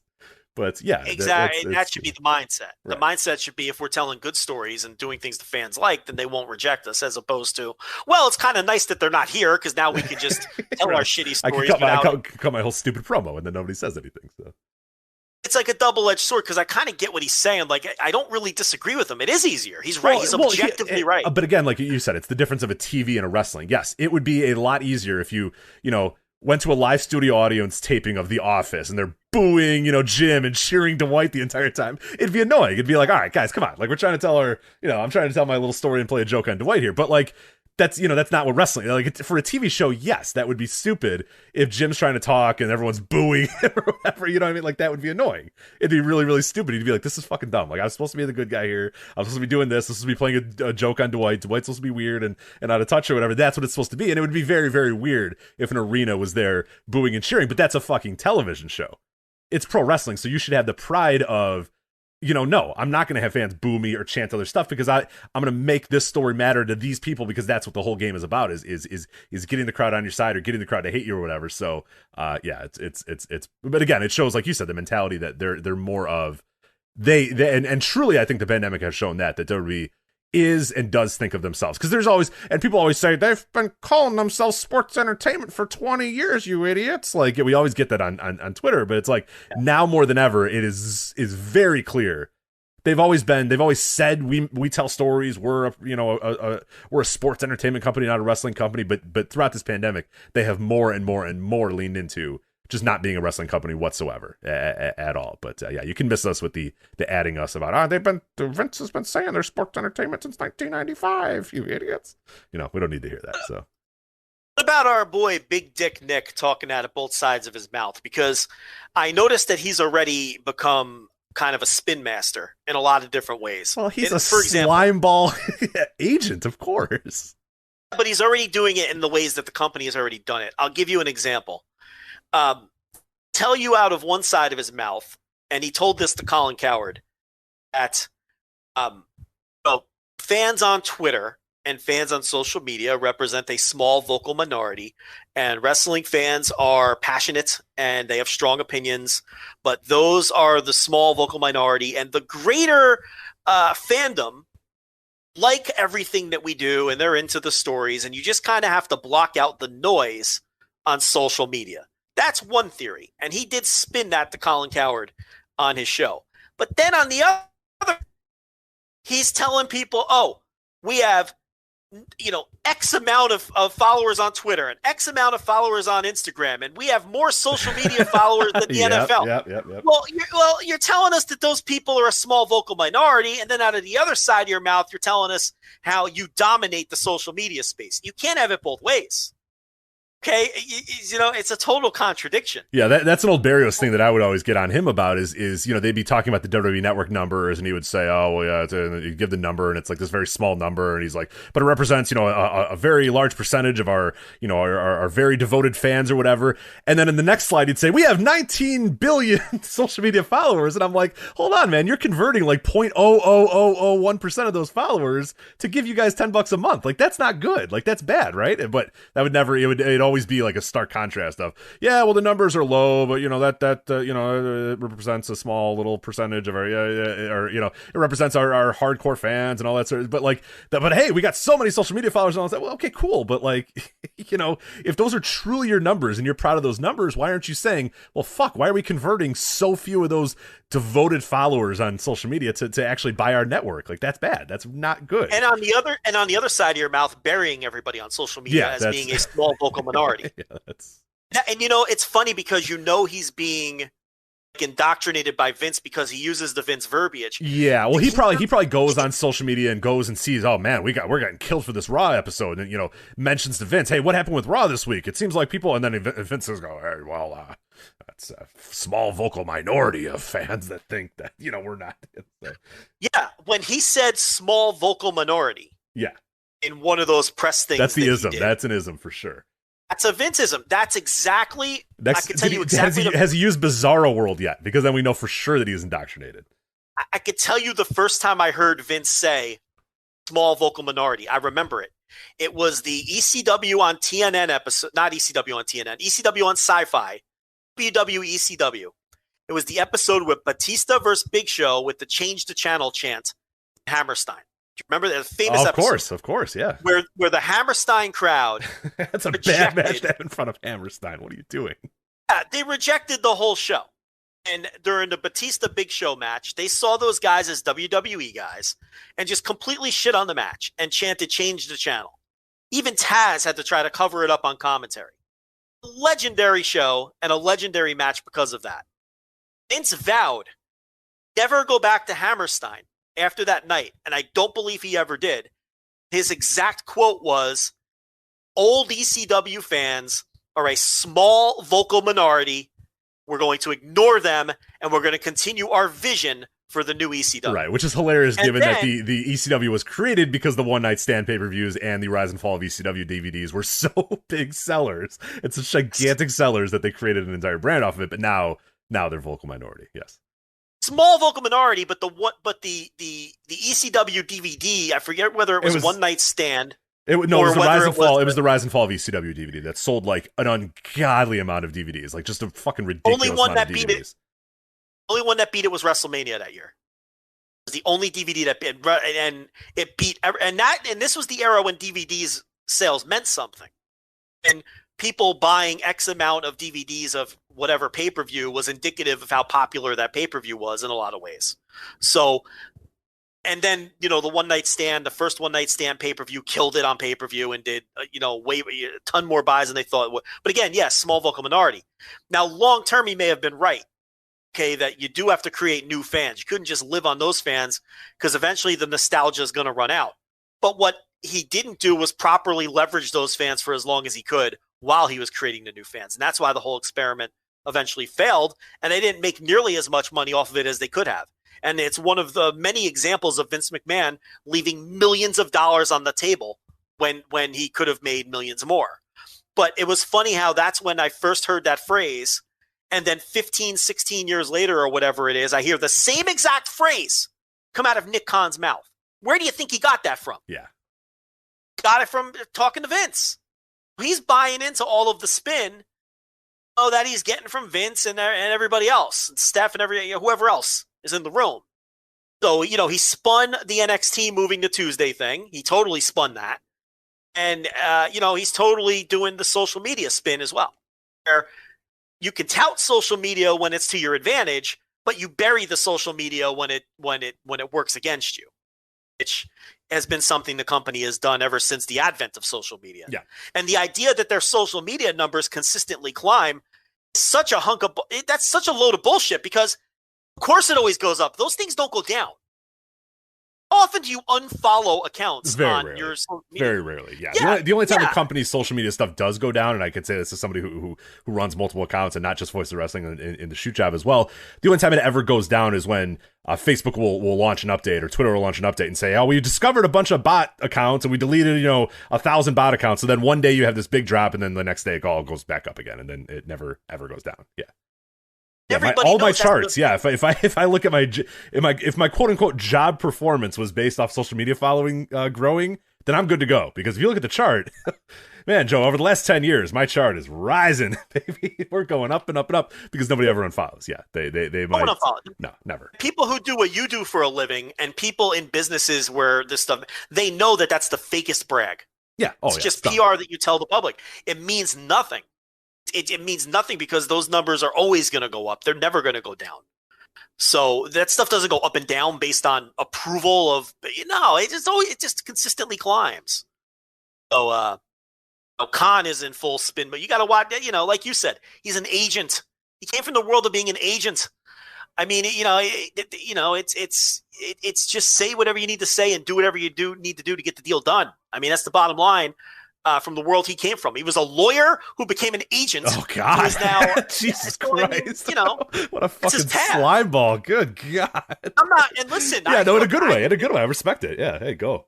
Yeah, I mean, come on. I mean, that guy's fucking yeah. look at his path of success. Agents are incredible. Like if you've ever ever met like a sports agent, they are the slimiest dudes you have ever met in your life. But they do. I mean, most of them do a tremendous job. They'll be on the line with their star wide receiver saying, "Oh yeah, man, you're the best receiver in the league. I'm gonna get you the biggest money," and then hang up and then call another receiver and go, "Yeah, you're the best receiver in the league, man." You know what I mean? Like that's what it's about. And then at the same time, calling the team and saying, "Oh yeah, no, this guy, like it's all whoever job is just to make the deal, right? Period. Whoever you're talking to at that moment, get the most money for your client at that time. The second you hang up the phone, it's the next client. The second you hang up the phone, it's the next client, and on and on and on and on.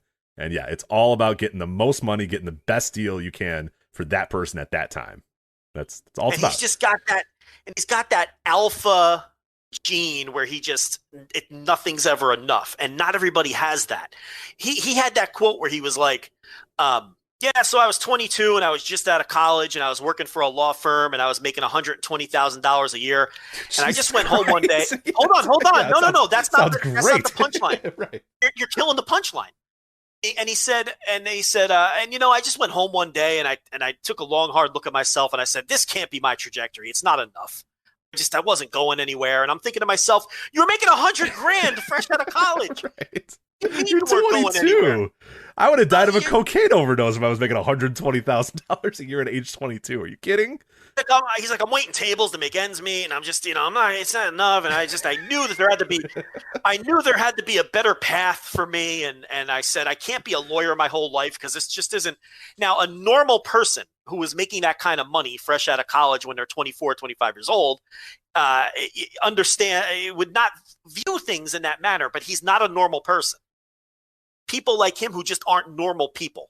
And I guarantee you he's looking at his position now where he's making an ungodly amount of money and he's locked in for 5 years. He's getting these enormous bonuses because he's cutting these billion-dollar deals.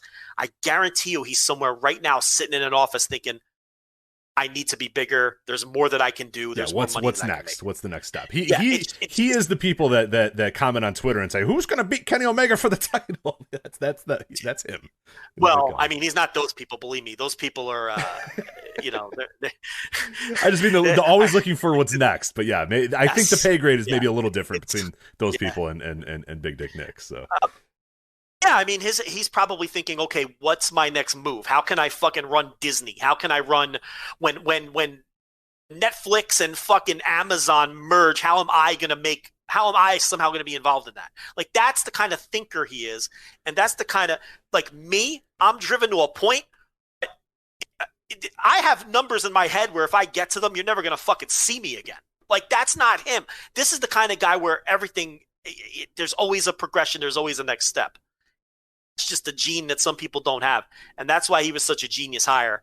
And that's why he's gaining more and more power in the company, because he's just such a impressive personality and just such a fucking alpha. I mean, it's the only way to describe him.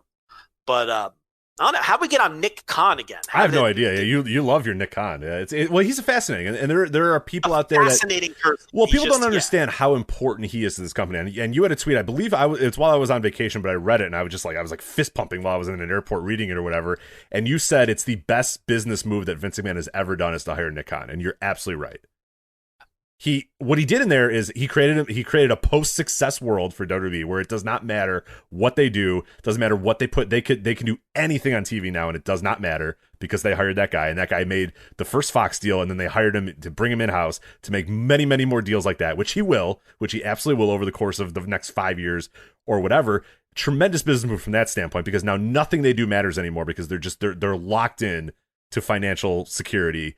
And more than that, he also hired a successor there too. There's no doubt in my mind that even if Nick Khan wants it or not, like when Vince croaks, it's not Paul Levesque that's getting that company. You know what I mean? It's Nick Khan. Whether he wants it or not, whether he just bounces after 2 days, like whatever, he's the next guy up. There's no, you know what I mean? Like he might keep wrestling guys around. He might keep, Paul as vice president or whatever. But there is no doubt in my mind that power grab by Nick very quickly.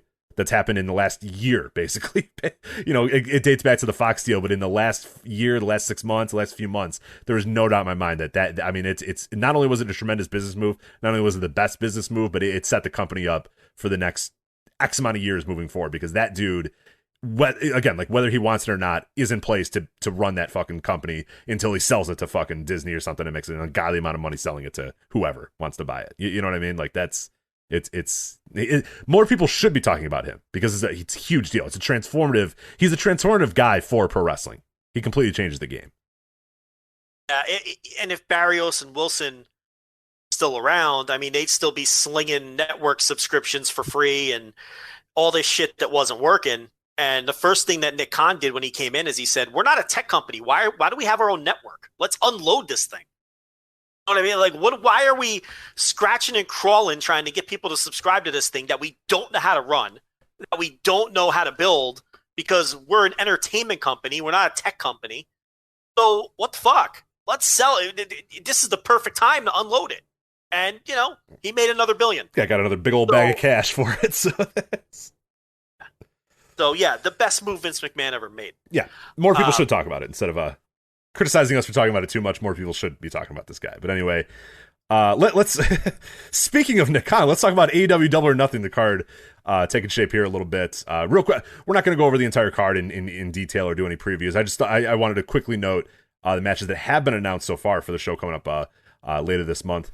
You got the American Dream, Cody Rhodes versus Anthony Ogogo. By the way, the Thursday tier review is patreon.com/Voices of Wrestling. Joe goes into all of the details of this week's Dynamite, so we will not do that here. But the American Dream, Cody Rhodes, defending the honor of America versus the hated UK villain, Anthony Ogogo. You have two members of the Casino Battle Royal already announced, Christian Cage and Matt Sydal. Yeah, go ahead. You see the story that came out as to why he's doing this American Dream thing? Did you happen to catch that? I don't think I did, no. Okay, so he's been trying to trademark the American Dream, okay, and coming up short, according to this report. I think it was Heal by Nature, that site, I believe. Okay. And he's been coming up short because he hasn't been able to get the trademark because he hasn't been able to prove that he uses that phrase for the entertainment. So this is believed to be his play. Like if he dubs himself the American Dream and does a storyline and a pay-per-view based around it, he could go back and attempt to trademark it and say, see, I'm the American Dream. And then now he can secure his trademark. That's pretty awesome, actually. I like that. Slick. Yeah, that dude, he's always gotten it. He's always gotten the trademarks and stuff. It's been pretty cool how much of stuff he's been able to win back. And I did not know that story, but that makes all the sense in the world. So yeah, he's gonna ham up the American Dream for a little bit, a few months, and then pass it on over and say, hey. and if you listening to that promo that he did, it makes a lot more sense as well when he said, hey, there's a few people that have tried to use this term and tried to use this, but only me and my brother can use this term or whatever. So that's cool. Okay, well, hey, good for him. And that's why he did the whole rah rah America thing to set up the American Dream payoff at the end. Yeah. So, in order to do that. So it's always, you dig a little deeper sometimes and there's always more to the story. That's cool. Yeah, that's cool as hell. Did you see that Joey Janela trademarked the Bad Boy? The Bad Boy? How did he get the Bad Boy? Like, I feel like hey, good for him, man. Wow. Oh, I mean, trademarks are funny. Like, he probably got it for the purposes of. Yeah, it's like he can be the bad boy in, only as a nickname in the sports entertainment / wrestling world. Like, yeah. Could probably have a musician use the name Bad Boy and it won't be the same kind of trademark like that. But still, like, it's on a piece of paper. It's from the United States, Trademark Copyright Office. Like, hey, that, you got it. Pro wrestling, he's the bad boy. Yeah. It's his now. Good for him. Congratulations to Jelly Nutella or whatever. Is that what they call him? Is that what the Cornet weirdos call him? Jelly Nutella. It's very creative. I wasn't sure if it was just Joey Nutella or if it's Jelly Nutella. It's not enough to.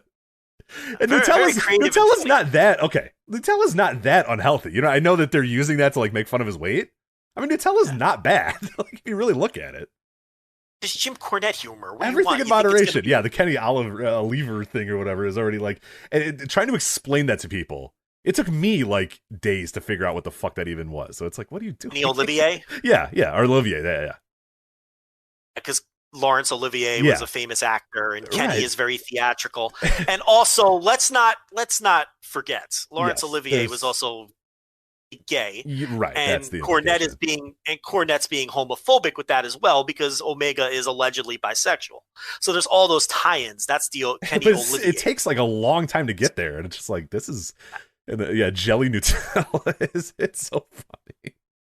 Listen, Cornette, in a lot of ways, I'm never going to say the guy isn't brilliant. He's a smart mind, especially, and all those things.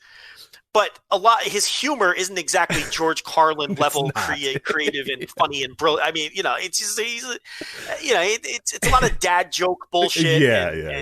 The jelly Nutella does make me laugh every single time, though. Not in like a good way where I'm like, yeah, take that, Janela. The best is that he knows it too, and like he just owns it too. That like, how could you not? It's just so dumb. Why wouldn't so you? Dumb. Like you can't be upset about that. Like Joey Janela doesn't look in the mirror and go, oh man, like. Because it's Joey Janela. It's the fucking bad boy. He's a dirtbag. You think he gives a shit that you call him Jelly Nutella? Are you kidding? What sense would it make for as he rips a cig? As he rips a cig with his shirt off? He doesn't give a shit. What sense would it make for him to look like Lex Luger? I mean, right. That's not the essence of the character. He's supposed to be a South Jersey dirtbag. I kind of like the idea of Jelly Nutella getting on the gas and looking like old sexy Lexi, though. That'd be pretty cool. But. That's the thing. It doesn't even fit the gimmick. That's the other thing. It'd be really weird, yeah. I mean, he's a South Jersey dirtbag. He's supposed to be taking a drag of a Marlboro Red and driving a fucking Trans Am right.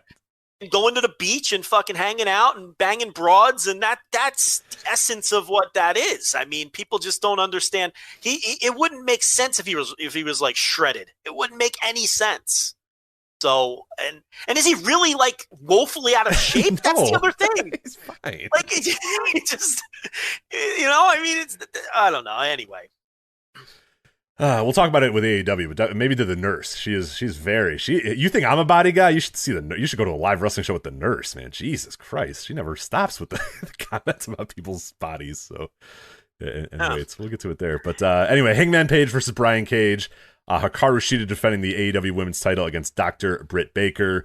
The Young Bucks defending the AEW Tag Team titles against Jon Moxley and Eddie Kingston. The AEW World title, Kenny Omega, Orange Cassidy, and Pac in a triple threat match. And then Stadium Stampede, the Pinnacle versus the Inner Circle. So we'll obviously do a much larger preview as we get closer to the event, but just thought I'd read the card there and not all of these are confirmed either. Right, yeah. Some of these are just like we can kind of assume that that's going to be the card, but yeah, because I don't think Bucks and Moxley and Kingston is official yet, but I'm sure we'll. I'm not a fan of the three-way, but I think that there's enough on this show. Like, obviously, the Stadium Stampede is the real main event, right? And you have the Bucks versus Moxley and Kingston. If you want to throw Shida and Britt Baker in the mix as a big match, knock yourself out. And you have Cody in a big singles grudge match, so you can get away having a world title match that isn't like last pay-per-view where it was Kenny and Moxley, which is obviously an enormous match. You can get away with doing like a three-way here with two guys who are more like mid-card guys because there's so much else on the show that's going to contribute to drawing however many guys. I agree. Yeah, I don't love that match. I don't love triple threat matches in any context, especially not in like world title context. But in this case, it's like, yeah, even if it was any of the other guys too, if it was Kenny versus Pac or Kenny versus Orange Cassidy, it has the same thought. Like you said, it's basically Kenny defending the title and kind of a no doubt Kenny's going to retain this title over this guy, sort of mid-cardy type of match, which isn't always the worst thing to do because you have enough on this card that you don't need to blow. You don't want Kenny versus Hangman or Kenny versus Moxley or you don't need to blow like a big time match in this context because you have, like you said, the Stadium Stampede. You have the Bucks versus Moxley and Kingston and to a lesser extent Shida versus Britt Baker. So you have enough stuff there that's going to kind of carry this pay-per-view that it doesn't really matter. I mean, yeah, would I prefer it to not be a triple threat? Of course, but it's not the end of the world. It's not the match that's going to be relied upon to draw the house or drive pay-per-view buys. It's just it's a part of the card, but not the card. It's not the highlight of the card. Do a big review in a couple weeks. Yeah, for sure. So that is AEW. It's AEW on the road as AEW Double or Nothing. Stick to America here real quickly. So now I have not watched any of this, but you have meticulously every single week gotten on and watched NWA Power. Sometimes it's a surge. Is it a power surge or just a surge? It's a power surge, right? Their stupid recap show is a power surge. It's power surge. Okay, yes. So it's not just surge; it's power surge. Power surge. Power surge. Correct. Okay, and then there's NWA Power, which is their regular TV show. This week, and then there's super power. Is there really?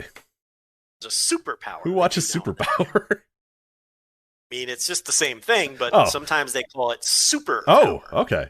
So it's superpower is that it's the same as power. I mean, yeah. Okay. Not good. I mean, okay. So sometimes it's like a little longer. What do they call it when it ends 15 minutes shorter than it's supposed to? Yeah. Actually, I think this one may have been a superpower. Let me hold on. Oh, Let me no confirm way. this. Oh, then that really makes superpower confusing. Yeah, find out, please. If the heels walking out and the show ending early is a superpower or not. So it was a power. The last superpower was in January under the old regime, and it had 5 matches and was like 90 minutes long or something. Okay. Right. So they haven't done a superpower in the current season. Anyway, yes, I've watched it every single week. Correct. And my question to you, Joe, is they're charging money for this. They really want people to give them money every single week to watch this show. They claim it's doing well. I know those reports came out, and I know we're supposed to, at some point trust some of the sorts and believe. I can't. I cannot fathom the human that's out there that pays X amount of dollars per month or week to watch fucking Power. There's no way. Arguments against. It has negative amounts of buzz. If I don't tweet about it, nobody tweets about it. There's you and it's just you. It's really just you. I can't think of anybody else. Jeremy Lambert. Yes, Jeremy. Yeah, I was trying to think of So Jeremy Lambert from Fightful and you. Pretty much. And you guys kind of do like a fist pump, you know what I mean? Like the kind of the 80s style, like, high five before it starts, because it's like, all right, it's time for Power. It's Jeremy and Joe, and you guys slap hands, and then you live tweet Power. But that's it. It's literally you two, and that's it in the universe. Yeah, like sometimes there'll be a Reds game, and I won't do it until later that night. And he got real excited one week because he thought he was the last man standing. But I was like, oh, no. Nice. Yes. Like, oh, no, I'm still on top of it. I'm just doing it later today. But our Twitter feed in particular, if anyone was going to pay attention to it, it would be people that are on our Twitter feed, our followers, the people we follow. Rich, there's nobody ever talks about this show at all.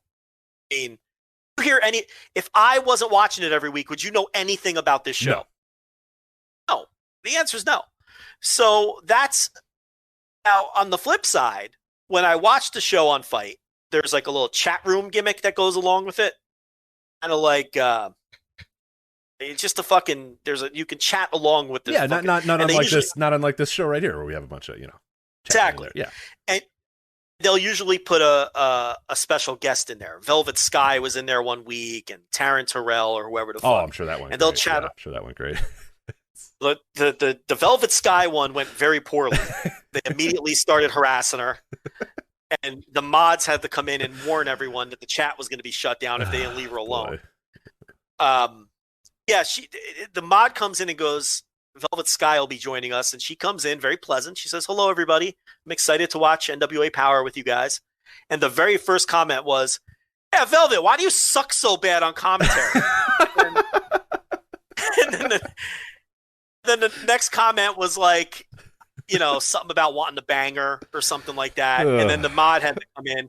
And it's like, why are wrestling fans this way? You couldn't wait. You couldn't wait 5 minutes to say that you wanted to bone Velvet Sky. Like, just wait like 5 minutes. Like, immediately right out of the gates. Like, you suck. I want to lick your asshole. Like, it's, there's no transition. Just immediately right to it. It's just, God damn it, wrestling fans. It was literally the first comment. Why are you so terrible at commentary? And it's like, she's being pleasant enough. She's just in there, like, being nice, and the mods had to come in and shut it down. Taryn Terrell, like, the next week or whatever, I think they learned their lesson from Velvet Sky. But, the Velvet Sky one went about as poorly as you could imagine. But my point here is a lot of people in that fucking chat, and you cannot get in that chat paying for it. Interesting. Okay. So that's like the counter argument. Like, is there this whole Who are they? Exactly. Who is this corner of wrestling fandom who are not only paying for this, but love it so much they have this little community where they're chatting about? And I'm telling you, it's not like the same dozen people commenting over and over. It is like watching a YouTube chat of just a constant stream of comments from a million different people that move so fast you almost can't read it. Well, I don't know. Maybe they are doing well. I have no idea. Is nobody in our kind of circle ever discusses it, talks about it, or anything. You would think it doesn't even exist. So I don't know. And I don't know what defines we're doing well. Like, I need to know, like, what did they consider doing well? 500 subscribers, 1,000, 10,000, 100. I would need to know that number to determine, you know what I mean? Like, what's their break even? That's the other thing. So when they say, oh, we're doing well, that could mean they have 350 subscribers and are budgeted for 200. No, I don't know the answer to that. Could still be like a number that we would consider insignificant in the grand scheme, be enough to where they're able to break even or maybe even make a little profit. So that's the way you have to look at it too. And the pay-per-view, Meltzer did that pay-per-view report a couple weeks ago in The Observer. They did 4 figures on traditional pay-per-view with that one provider, which is stunning. So you'd figure on Fight, they would do more on Fight than they would on traditional pay-per-view. Sure. So people bought the pay-per-view apparently, but that was before the TV show. And before the TV show was so mind-numbingly boring and bad. So I don't know how this next pay-per-view is going to do on June 6th. The When Shadows Fall gimmick. Nothing announced for it yet.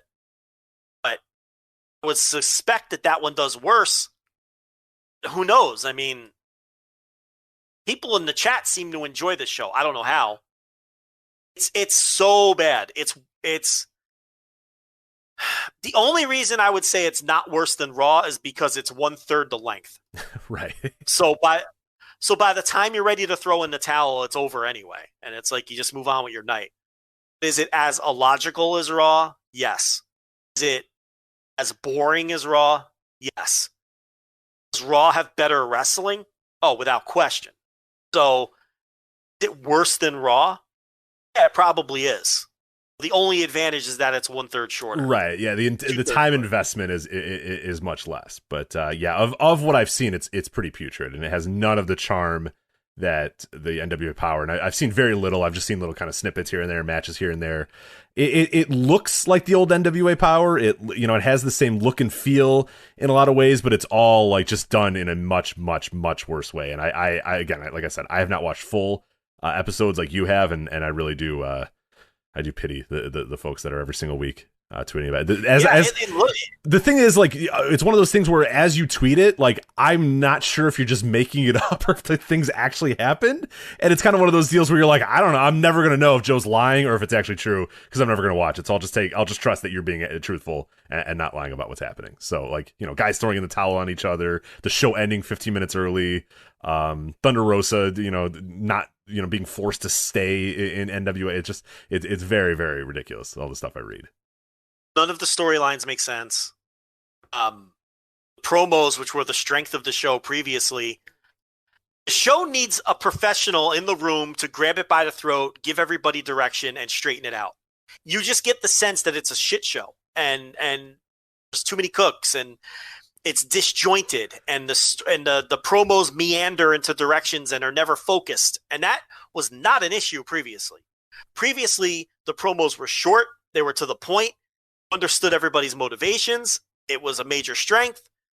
Now it's Nick Aldis and his Strictly Business faction doing a 19th rate 4 Horsemen impression with storylines that just don't make sense. I feel like the inexperienced people cutting the promos aren't given very good direct. Listen, I now know why Camille was a silent character on the previous incarnation of this. She doesn't have a voice that matches her body, right? Isn't it one of those situations? Sounds like Chris Tucker. Yeah, it's tough because you're like, oh, she looks like a badass. Then she talks, and you're like, ah. She sounds like Chris Tucker. Like if you close your eyes, you can't tell if it's Chris Tucker or Camille. I know that's a weird comp. Yeah. She said like. And she doesn't. Her inflection is bad. Her delivery is bad. It's not just her voice. I'm just having fun with that. Can't control your voice, but her inflection and her delivery is awful. And you could see why she was kept silent for so long. Because as soon as she opens her mouth, like the whole aura is gone. The promos are bad, and and the matches are just every match has a weird stipulation and. None of them are good, and the show just fucking stinks. It not only stinks, but it's boring. It's boring and it's bad. You cannot have a worse combination than that. Than boring and bad. And this week's was just a complete abomination. I mean, you had Jack Stane throw the towel in on himself in a match. Which again, like I read that and I'm like, Joe just made that up. There's no way that it's actually true. Like, and I don't know. I think you still could be lying. I don't know. It's peak bad TNA. I mean, it's like he has this Falls Count Anywhere match with Slice Boogie, who's been a real highlight, by the way. Slice Boogie and Genocide. Those are your highlights. No one would know because no one's watching but me. And they're having this Falls Count Anywhere match, and then Crimson comes out because he's Jack Stane's tag partner with the towel, and he wants to throw the towel for Dane. The problem is Dane wasn't really taking like a beat. Like it wasn't a situation where you would even throw the towel on him. It's just a back and forth match. So then Dane and Crimson collide on the apron, and Crimson goes down. And Dane goes to check on him. Slice Boogie is just in the ring, like unconcerned with any of this. Dane goes to check on him, and then for some reason, the towel throws it in on himself to end the match. Does that make any sense? Probably not. Because it doesn't make any fucking sense. He threw in the towel on himself because his buddy was injured from colliding with him. I can't even make sense of any of it. Like, it doesn't make any sense you explaining it, and I know that it's not your explanation. I know it's that you're trying to explain an illogical situation. I'm just telling you what happened. It makes no sense whatsoever, and I can't understand. Like, visually, having not seen it, I'm trying to close my eyes and visualize it, and I still can't. And that's not your fault. Like, again, it's just... So Crimson tried to throw the towel from the apron, and Slice Boogie caught the towel. Got it, okay. Threw it, and threw it back at Crimson. First of all, why catch it? If he throws the towel, you win. Yeah, just let the towel go down and win the match. Yeah, who cares? Oh, all right. Slice Boogie's the babyface, so maybe it's like he doesn't want to win that way. You can do that internal logic in your head, right? So he throws the towel back at Crimson. Then Jack Stane charges at Slice Boogie. Slice Boogie ducks out of the way, and he collides with Crimson. Crimson goes flying off the apron. Jack Stane is like, oh no. He goes to check on Crimson. He decides that Crimson is hurt. So he then takes the towel and throws it on himself. Oh, okay, I get it now. What Jesus. Still, why? What a dork. What are you doing? It didn't make it. Yeah. So then... Just get counted out. Like, why would you throw the towel? There's no count out because it's Falls Count Anywhere. So no I see. Okay. All right. So he threw the towel on himself for no reason. Yeah, he just looks like an absolute fucking dork. Like, yeah, your buddy is going to be fine. Just go win this wrestling match and then worry about him. It's just, yeah. And then so they build to this tag title match all show long. It's supposed to be Latimer and Adonis going for the tag titles, and they're part of Aldis's Strictly Business faction. But Aldis is mad because they're going to have a 14-man battle royal to determine the next challenger, right? Sure. None of the champions in the battle royal. So the Pope can't be in it, and the tag team champions can't be in the battle royal. All of the non-champions are in this battle royal, and the winner will face Aldis. You got that? Pretty simple, right? Got it, yes. So Latimer and Adonis are going after the tag team titles. At the end, they get a tag team title match at the end of the show. Aldis is mad about this battle royal because he says that's no way to earn a title shot for the most prestigious title in wrestling. Any jabron can win that battle royal. First of all, he's right. Okay, the heel is right. The heel should never be right, but he makes a valid point. Why are we, but that's besides the point. And he decides, so Strictly Business, we're going home. So, okay, we get to the end of the show, and Strictly Business did in fact go home, and they decided not to show up for the tag title match. So what do? They just end the show 15 minutes early because the heels went home. So the show is only 45 minutes long. But that's ridiculous enough. Okay, that they have Joe Galley and Velvet Sky and Tim Storm at the table, and they go, and Galley's like holding the headset to his ear, and he's like, well, not here, so that's the end of the show. And then they just roll the fucking credits 15 minutes early. But here's the thing. Why wouldn't Aldis want his guys to win the tag titles? Then they don't have to be in the battle royal, and he doesn't have to wrestle against them. Right. It doesn't make sense either. Like, you would think he would want them to win the tag team titles. Not, so now they're going to be in the battle royal. They'd have to face either Latimer or none of it makes sense. It's just all fucking nonsensical and stupid. On top of just being bad and boring. And the Thunder Rosa thing is the thing everybody's dunking on, but that actually does make sense in the context of the show. I'm not defending it. It still is a bad look. Her whole thing is, I'm an NWA representative, and that's why I go to AEW, because I want to rep the brand. Right. I want to do well by NWA. Yeah, I want to show everyone that the NWA is the best. She cut this long promo about Mildred Burke and all these great women's champions and how she wants to travel the world in the same way and represent the NWA. So Camille's whole deal is she wants to take that away from Thunder Rosa. She wants it to. Thunder. This is something Thunder Rosa wants to do. If you're an NWA fan, you want Thunder Rosa to be able to wrestle elsewhere, right? Because she's putting eyeballs on your product. She's a trailblazer. She's going everywhere, an ambassador. Yeah, so you want her to be able to spread the great word of NWA to all over the nation and all over the wrestling world or whatever. Yeah. So Camille's whole thing is you are selfish. You're doing it for yourself, and you're ducking me. That's why you don't want to be here, because you're ducking me. So Camille is like, if I beat you, you have to stay here now and deal with me. Right? So that it's like, I see how people are taking it. Like it's a loser is forced to stay in this terrible promotion. And that's how it looks, which is why they should have never fucking done it. Right. From the outside looking in, it looks like Thunder Rosa is trying to leave, and then if Camille wins, Thunder Rosa is stuck forever in this she wants to leave this dead end shit ass company, but Camille's gonna beat her, so she's not gonna be able to leave, and she's gonna be stuck in this dead ass terrible company for the rest of her life. Is kind of the way that it appears to the outside world. Yes, it's a horrible look. So it looks like NWA is holding her hostage. And in fact, it's like not the case. They want her to wrestle in all these different. It's just, Rich, the show is just fucking terrible. It's terrible. So I don't know. It's just atrocious. And this was really the low point. Somehow this show has a 6 rating on Cage Match. I don't know how. It was really. It was the worst of the worst, and they've all been bad. None of them have been good. Cage Match loves this fucking show. If you look on Cage Match, everything is 6 or higher every episode. I don't understand, because it's been look that's more evidence that maybe it's doing. Yeah, maybe it's just like our little bubble. I mean, it reminds me a lot of like Evolve. Those later years of Evolve where like nobody in our bubble would talk about it, and then you'd watch a show and they'd be 1,000 people in the stands and it'd be doing incredible. And if you go in and you're like, oh man, it's out of our bubble right now. It's out of our circle, which is very strange. But thank you for continuing to do the good work. But I'm not going to watch anytime soon. So I will follow NWA until the day I die. Yeah. We will always on the show talk about it. I'll check in. Obviously for that pay-per-view, I will watch that.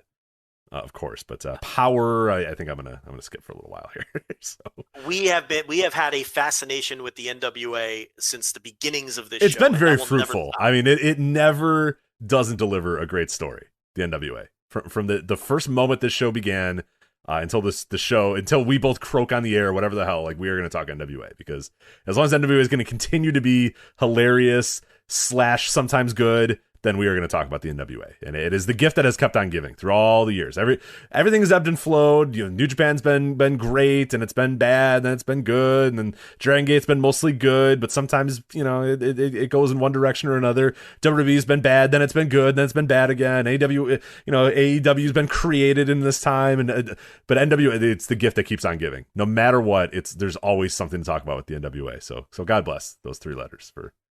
People are really misdiagnosing. I mean, they're like, oh, well, it's the roster, too much roster turnover, or this or that. The whole idea behind Power was it was always going to have constant roster turnover. That was the design, okay? It's not the roster. It's not the roster turnover. It's not the fact that it's behind a paywall, because it'd be getting buried even more if it was still on YouTube, because everyone would see how bad it is. This show has one problem and one problem only. It is poorly booked. Whoever is booking this show awful at this job. They're just terrible. It's the roster's fine. Okay. If there was a competent booker in the room, okay, your slice boogies and your genocides who are getting over in spite of how bad the show is, would be doing even better. And they'd have the rest of these storylines straightened out and streamlined. Look, it was all of the charm that the show had is gone. It had a certain simplicity and charm to it. The previous incarnation, which made it feel very different And all of the other rest that made it feel different than WWE and AEW and Ring of Honor. It was its own little thing. It was a cute little throwback. Did it set the world on fire? Was it the greatest wrestling show in the world? But it was watchable and it was fun and it had a charm. And that's the word I always come back to. There was a certain charm to it. And that is all gone. It's not the roster. The roster's fine. It's not Tyrus running everybody off. It does not fucking matter. It's the booking. The booking is terrible, and that's the one thing that changed more than anything else. So whoever's in that room, whoever's doing the creative, I think Billy needs to take a long look at that.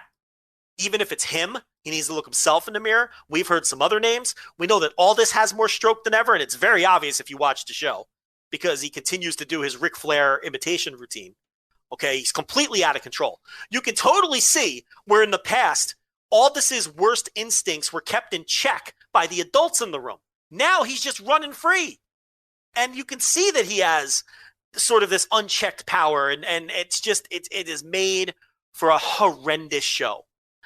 They really need to re-examine and bring someone in there who can take control of it and book it properly and clean up the enormous mess that this thing is, because it is undoubtedly the worst wrestling show in America right now, worse than Raw, if that could even be fathomed. So here's your little NWA power catch up. Yeah, there you go. Well, so you just mentioned Raw, and we were going to wait a little bit later to get to this, but do you want to get to WWE WrestleMania Backlash while we're in America? You want to stay in America for another minute here?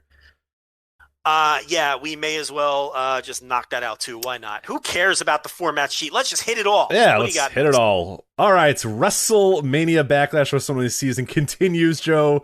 We have WrestleMania Backlash this Sunday on the Peacock, or if you are like Joe and I and live in Australia, it can be on the WWE Network as well. But you have a lumberjack match, Damian Priest versus The Miz. VoicesWrestling.com/express, by the way, if you'd also like to move to Australia or Brazil or wherever you want to move to, VoicesWrestling.com/express, and then you can watch WrestleMania Backlash on the WWE Network. But anyway, lumberjack match, Damian Priest versus The Miz. Joe, Damian Priest versus The Miz. What do you got? Is my bookie still a sponsor? Just not this week. Not this week. Not this They're week. Still an active sponsor. They are indeed an active sponsor, yes. We will talk about my bookie next week. Well, I'll bring up the line. Look, I wasn't going to give him anything for free, but let's work the betting odds into this. I love that the only way that we can actually preview it's incredible the just the despair that WWE previews. We have to do them because we kind of have to do them. But at this point, instead of me just saying things and you going, well, what do you want me to say? We now just like fill that gap with just talking about the odds for 2 minutes and then moving on to the next match. So yes, Joe. I've got to have an angle. Damian Priest versus The Miz. What are the odds telling us right now about this one? Damian Priest is -700, so he's a huge favorite. There you go. There you go. That's all I have to say about Damian Priest. There you go. All right. WWE Universal Championship, Joe. Roman Reigns defending the title against the man that you said wasn't going to get a push. So man is the rag on your face. Cesaro. Joe, is Cesaro going to do it and become the new head of the table at WrestleMania Backlash?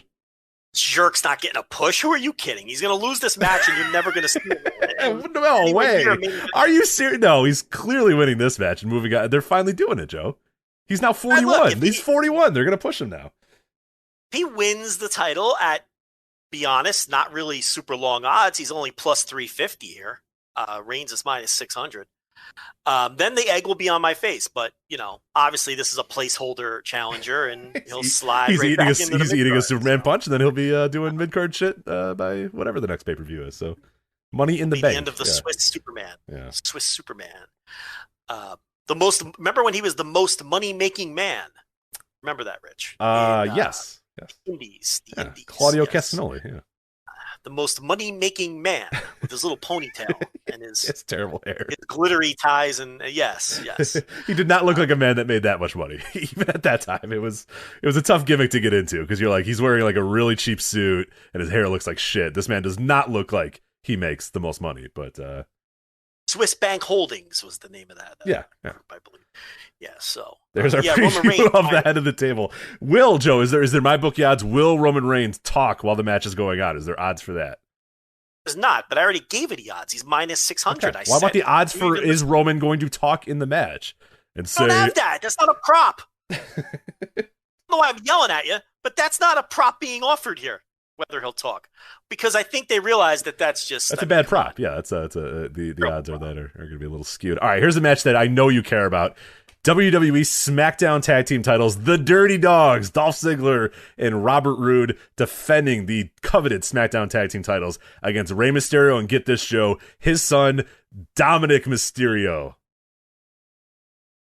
Which I'm sad to report that 90 minutes later, I still don't care about Dominic. Damn, all right. And I would like to add, I will never care about Dominic. Now, you don't care. What if Rey and Dominic? What are the odds? I want to say. I was going to say defy the odds, but I should get the odds from you first. The Dirty Dogs. They're slight favorites. They're minus 200. So they're not going to defy the odds. They're going to be the. I'm saying Rey and Dominic. Yes. Correct. They wouldn't be defying the odds. Okay. Right. They're slight favorites here.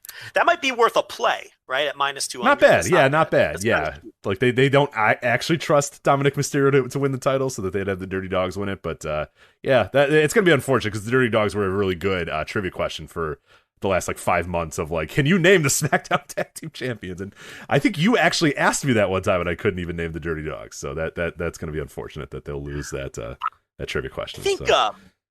I think Roman's kind of cheap. Minus 600? That's not bad. Not bad. Yeah, dude. I don't know. There's some very hopeful Cesaro fans out there, but no, he has no chance. If I bet my entire bankroll, what can I win? Let me see. Don't do that. Oh, your MyBookie bankroll or your actual? Yeah, literal? No. Just my okay. I was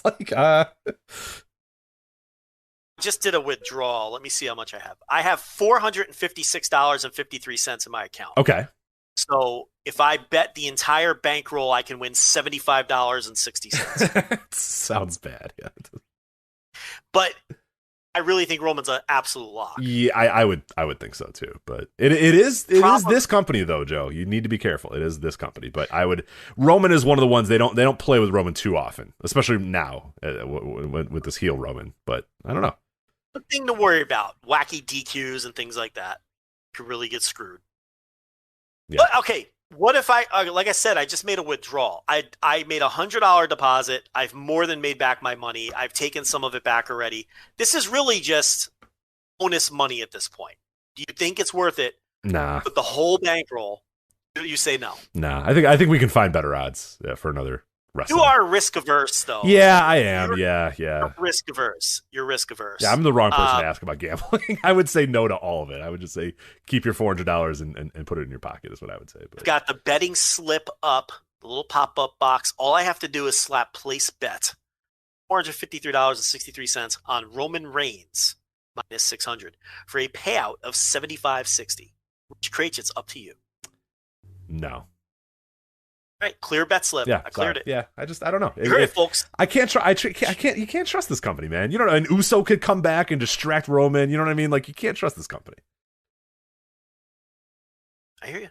The DUI Uso could come back and really kind of change things for throw things for a loop here. So.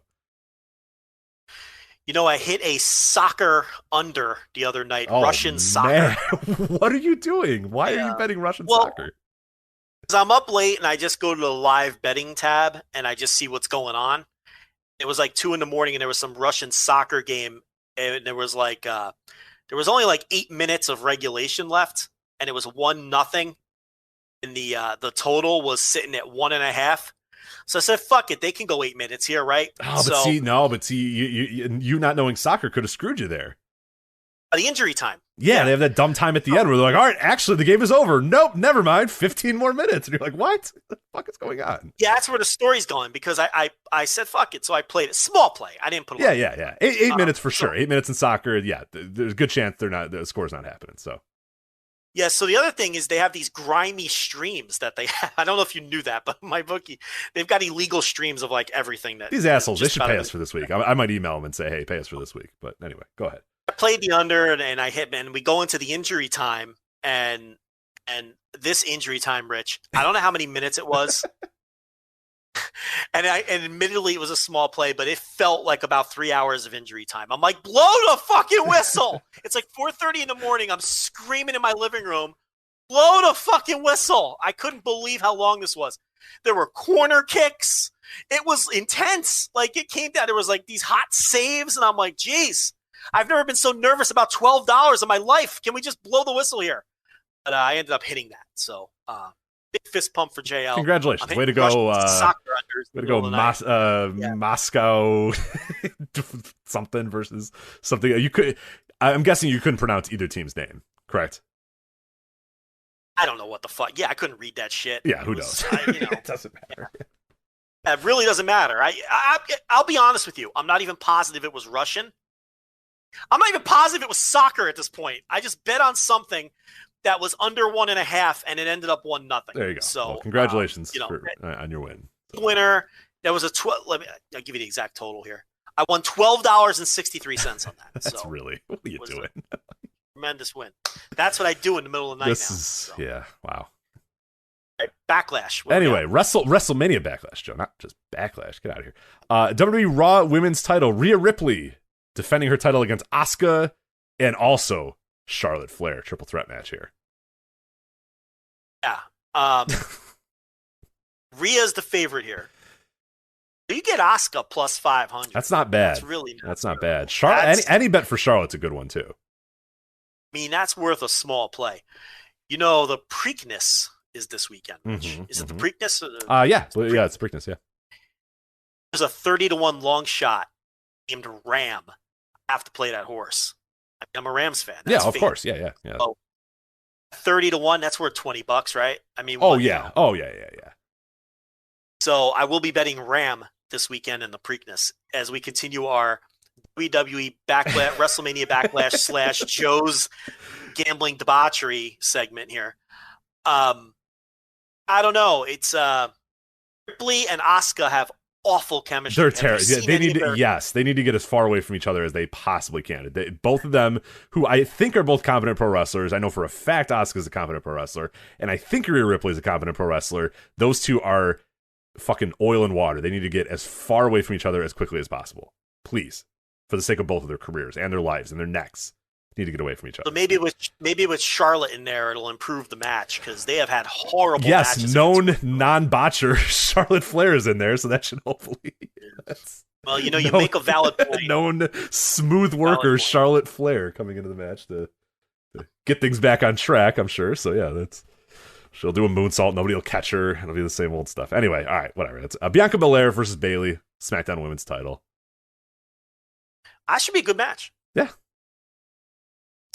WWE Championship match, Bobby Lashley defending the title against Drew McIntyre and Braun Strowman. Joe, I don't know if you saw Raw is War this week, but Braun Strowman grabbed Drew McIntyre, and you won't believe this, power slammed him through the barricade. I know that's your favorite spot. Oh my God, I can't believe they did it. It's been at least 4 weeks since they did it. As impactful as ever. Just, yeah, a guy going through the barricade. It's just, it's crazy. I hope, and I think I'm pretty sure if there's a prop bet for will Braun Strowman put somebody through a barricade at WrestleMania Backlash, I would slap the yes on that for sure. But minus 600 for the barricade. No, is that actually there? Look at Rich logging in. Hold on, is that actually there? No, there's no real. Damn it! No. You were gonna play that, weren't you? I was definitely gonna play that for sure. As Michael Cole screams, "Monster Among Men, Braun Strowman!" Yeah. Really blew through the Bianca Belair Bayley match. Yeah, it'll be fine. It'll be good. I don't know. This Bayley character I'm not too into because she showed that she had a shred of comedy chops, and they've now decided that she's like Jesse Raphael or whatever. So like, it's so bad. It's just, you can never show that company that you have anything. So yeah, because now she's just Jesse Raphael, and that's it. Blair, biggest favorite on the board, by the way, minus 950. So you can get, that's not bad value for Bayley, man. You don't know. I mean, like, I don't think they're gonna do it, but you know, you can get her at plus 500. That's not bad. Yeah, I don't think you can. Listen, if you can get a Bayley at plus 500, don't you always have to take it? You kind of got to, yeah. Because Vince McMahon might just wake up and just go, God damn it. You know what I mean? Like, you just never know what's going to happen. I think if you can get a Bayley at plus 500, don't you always have to take it is the most Bill Simmons line I've ever said in my life. Absolutely. Yeah. I think it's true, though. Joe, like the sports guy Joe over there with the, Cousin Sal will be on the show for this segment next month. But no, I mean, those are great odds for a Bayley, right? I don't think they'll beat Bianca this quickly. Again, though, the problem with WWE is you get the shitty finishes can really screw you if they do DQs or something. Right. It's why I'm really never confident in betting on any WWE thing, just because, yeah, it's on the whims of an insane 70, 80-year-old or whatever, and their booking is so weird and so off the wall and so unpredictable, and sometimes so they're, unpredictable by design of, oh, well, we need to change people can't predict what we're going to do, and that they'll do wild ass things.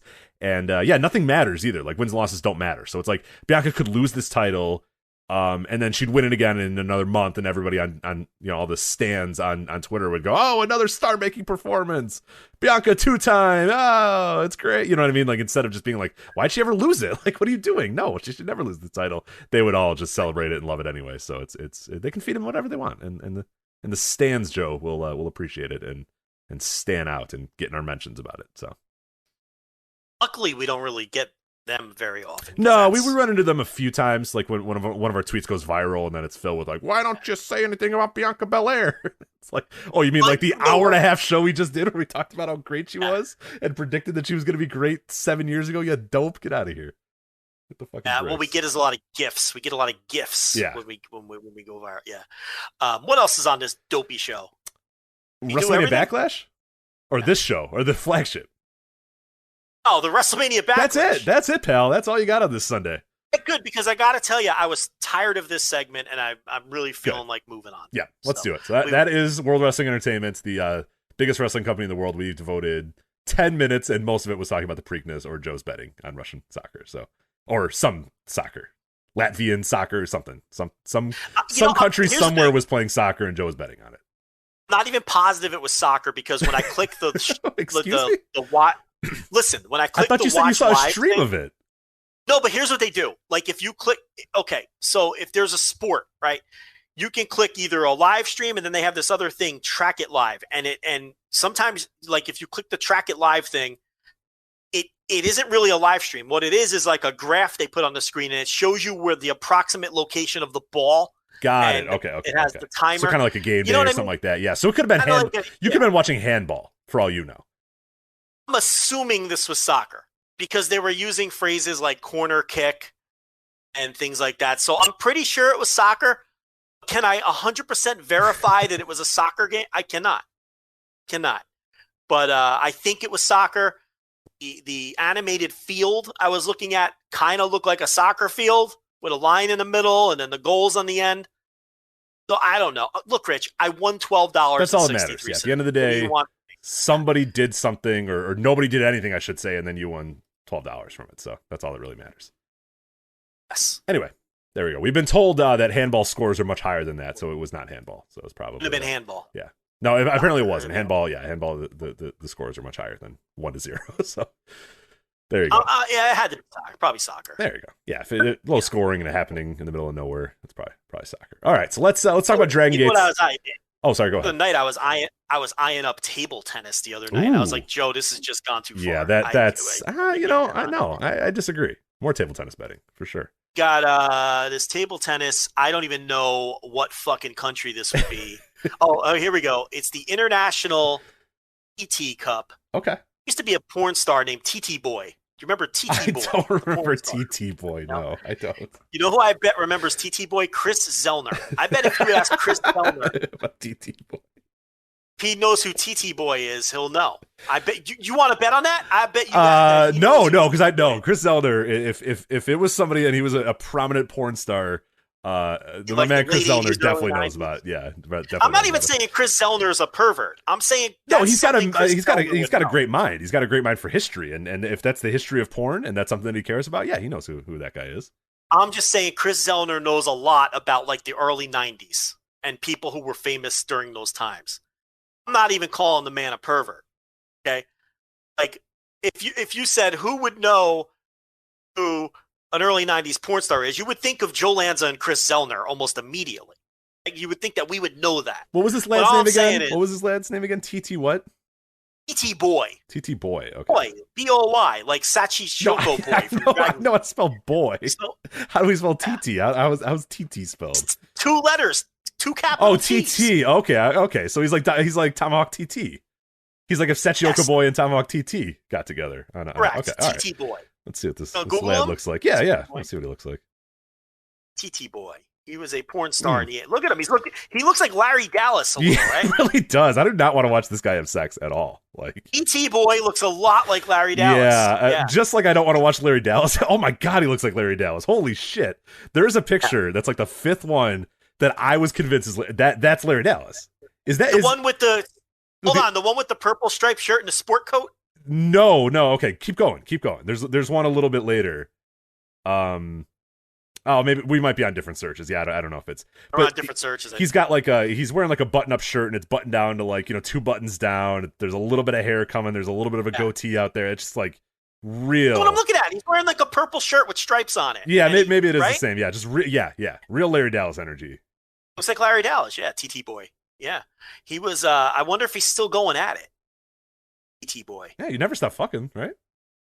But I mean in the industry. Oh, I don't know. Wonder if he's still an active porn star. I can't say I've seen him in years. He doesn't look. I don't know. I don't really know if I want to. Looking familiar to my. So yeah, I don't know. Rich, you almost caught yourself. You're like, oh, he doesn't look like someone I've seen. Look, Rich, we all know you watch porn. No. I just no. I mean, somebody I don't want to see have sex. Like I don't really want to watch TT Boy. He looks like an early 90s porn yeah, star. exactly. Like that's an era that I'm good. Like anytime you're like clicking around on a porn site and it loads and you're like, oh, this is from like 1995 and I do not want to watch this at all. Like it, or you look at the cover of porn and you're like, that doesn't look even appealing at all. Like on any level whatsoever. Like the men all are just the worst looking dudes you've ever seen in your life. They all just very like aggressively 1993 porn look for TT Boy. So one more point on TT Boy. We move. Please do. TT Boy was well known for his heavy loads, but not as much as Peter North. Peter North is the king of the fantastic the money shot. Great, king of the money shot. Anyway, I was looking at this International TT Cup table tennis, and Vitaly Vovok is taking on Mykola Litvinenko. Oh, that's a big matchup. Yeah, you got to Vitaly Potapenko or whoever you got to put money on him. Litvinenko is at minus 181. So, tell you what, I'm gonna make a play on Litvinenko. Here. These assholes better pay us for this week. I'm just saying that. Oh wait, the odds changed on this. It's supposed to be a hot match. He's.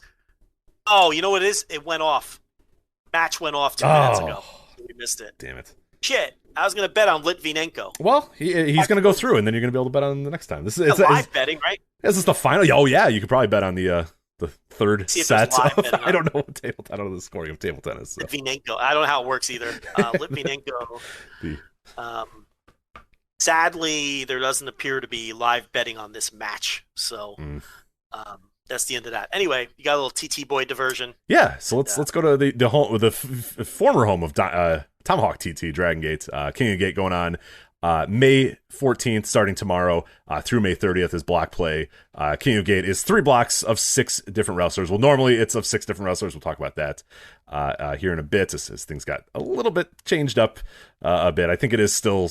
We'll get to it in a second. Anyway, plus the winner of a second chance battle royal. Those guys are going to advance to the semifinals of a standard format tournament, which will take place on June 3rd in Tokyo. We're going to have a preview up at voicesofwrestling.com. Though Mike Spears will make some sense of this, and also open the Voice Gate this week.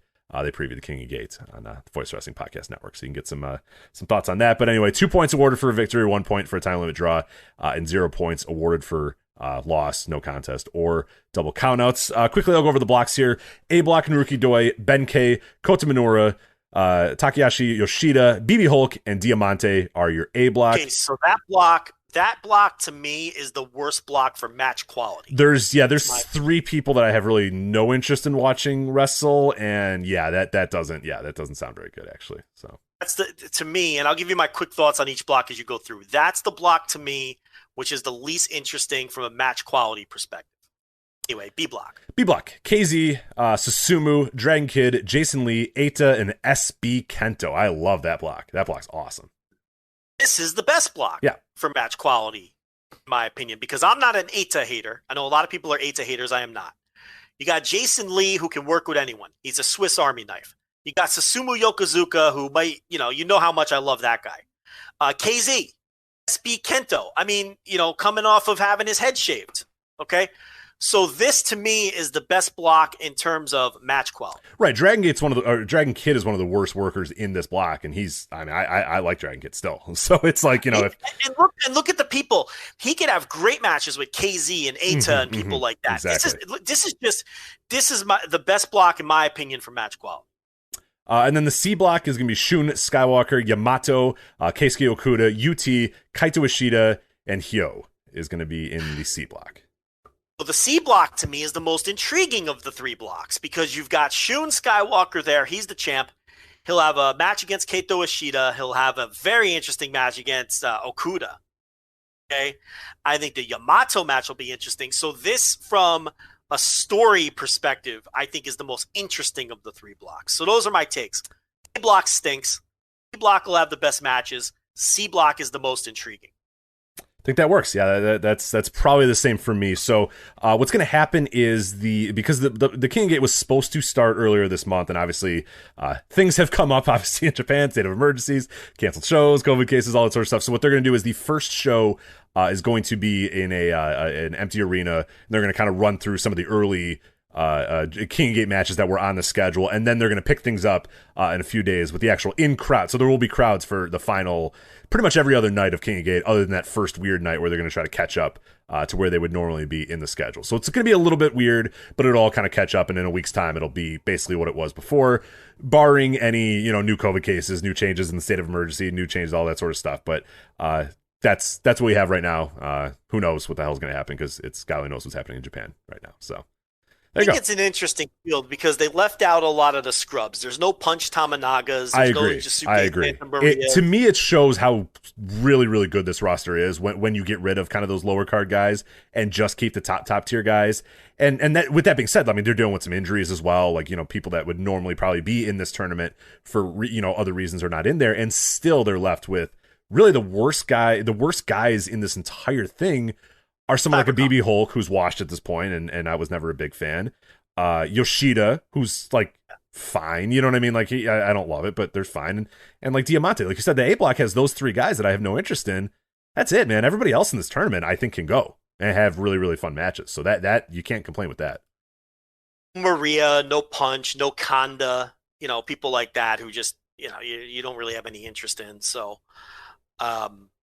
No, it's a good lineup. It's a strong lineup, and I think the three blocks are very distinctive and will have their own flavor as well, like we just went over. So hopefully the empty arena stuff doesn't kill it. Like you said, they get back in the mix later on, hopefully with some fans. We will definitely keep an eye on it.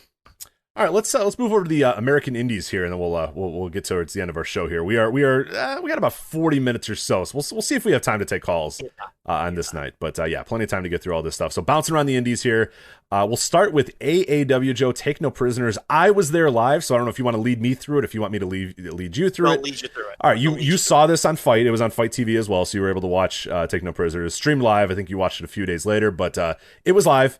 I was there live in person at 115 Bourbon Street in near Chicago. Very cool to be at live wrestling again. First live wrestling show I'd been to in a year plus, and it was a pretty fun show. There was some stuff I didn't love everything about it, but I can give my kind of live thoughts while you lead me through it. So take it away. Did not see the show. I saw a live 7 and 8. I did not see Take No Prisoners. Oh, you did not? Okay. Oh, that's fine then. Okay, then I can lead you through it then. I'm going to take you through the show.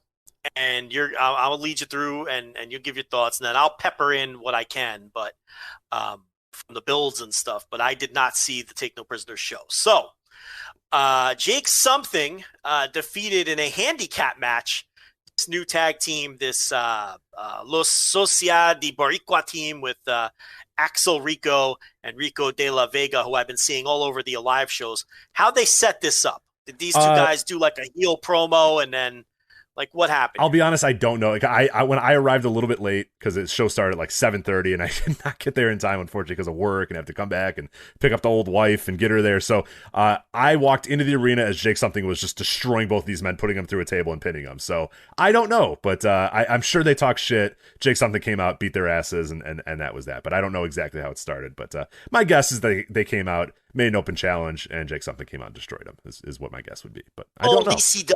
An old ECW gimmick they used to do where, 911 would come out and kill somebody or whoever the fuck. So kind of that deal probably. Okay, so we move on from that. Hakeem Zayn versus Dante Leon. Dante Leon just had that GIF match against, who was it last weekend on the Jersey Championship Wrestling show? They main evented, and it was the match with all of those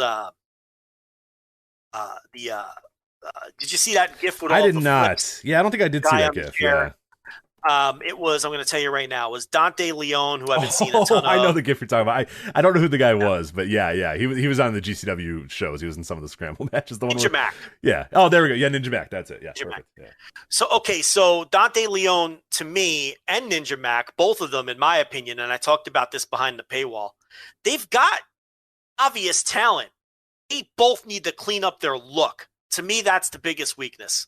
Dante Leon, he just comes across like a yarder. He needs a complete revamp of his gimmick and his look.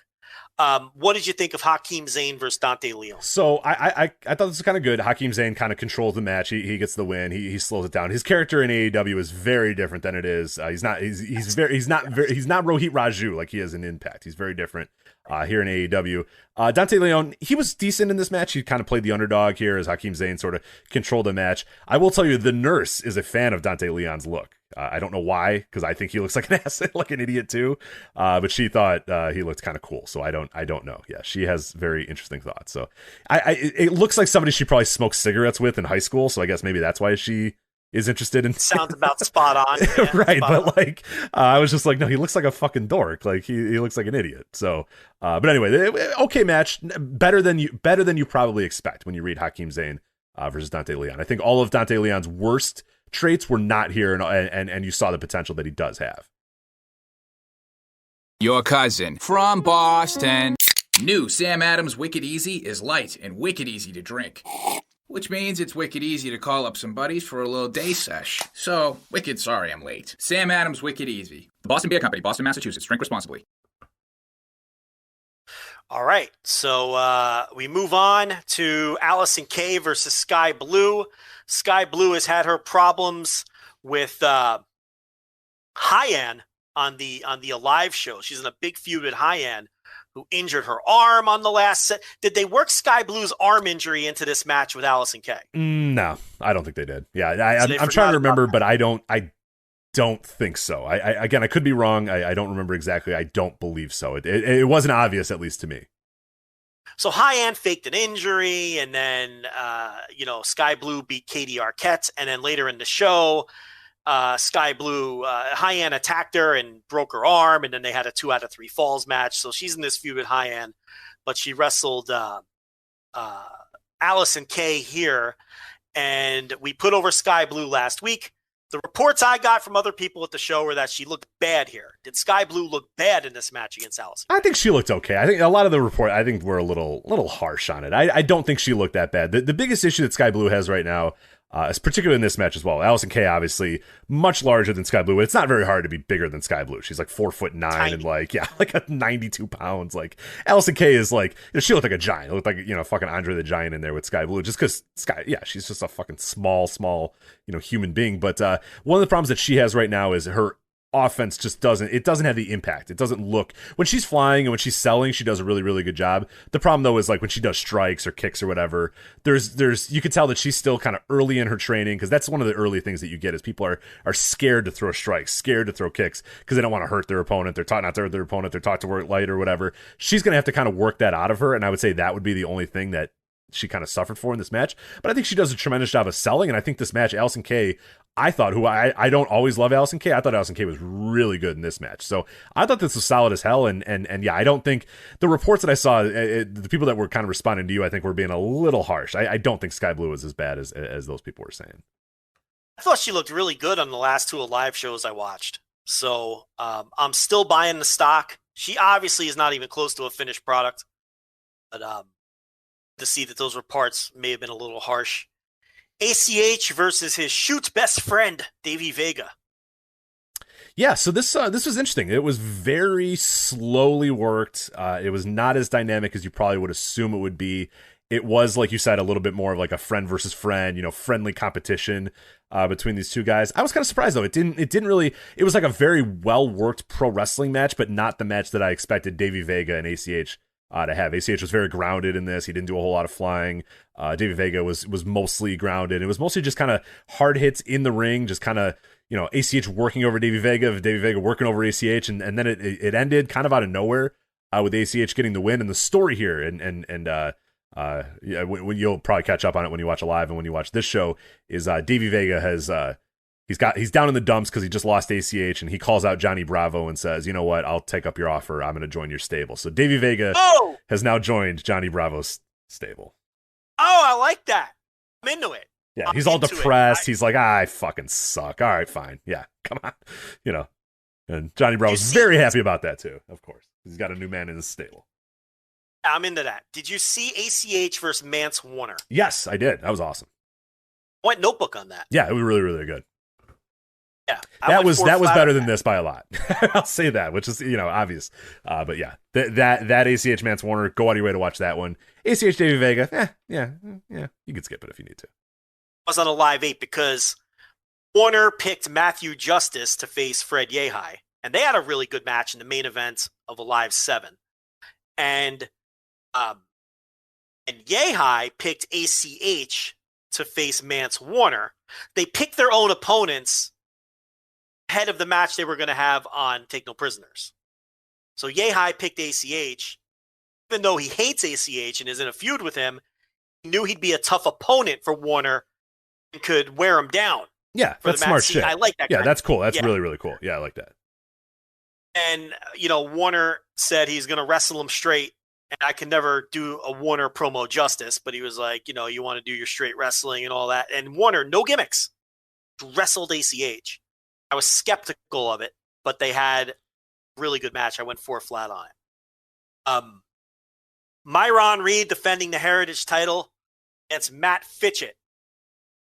Good. Not great. Good. That's kind of the unfortunate Myron Reed thing is a lot of times you see him in there. He's got all the potential to have really, really good matches, but very often they're just like solid. You know what I mean? And this was definitely one of those. Matt Fitchett, I love. It felt like everybody on the show was a little step short, especially the guys that hadn't wrestled in a while or hadn't wrestled in front of crowds for a while. So Fitchett was good, but I've definitely seen better, and I think these two guys can definitely have a better match in that. But it was solid. It was definitely solid, but I think these guys are definitely... When I saw Myron Reed versus Matt Fitchett, I thought, oh man, that's going to be really, really good. And it was solid, but I think these guys definitely have a better match in them.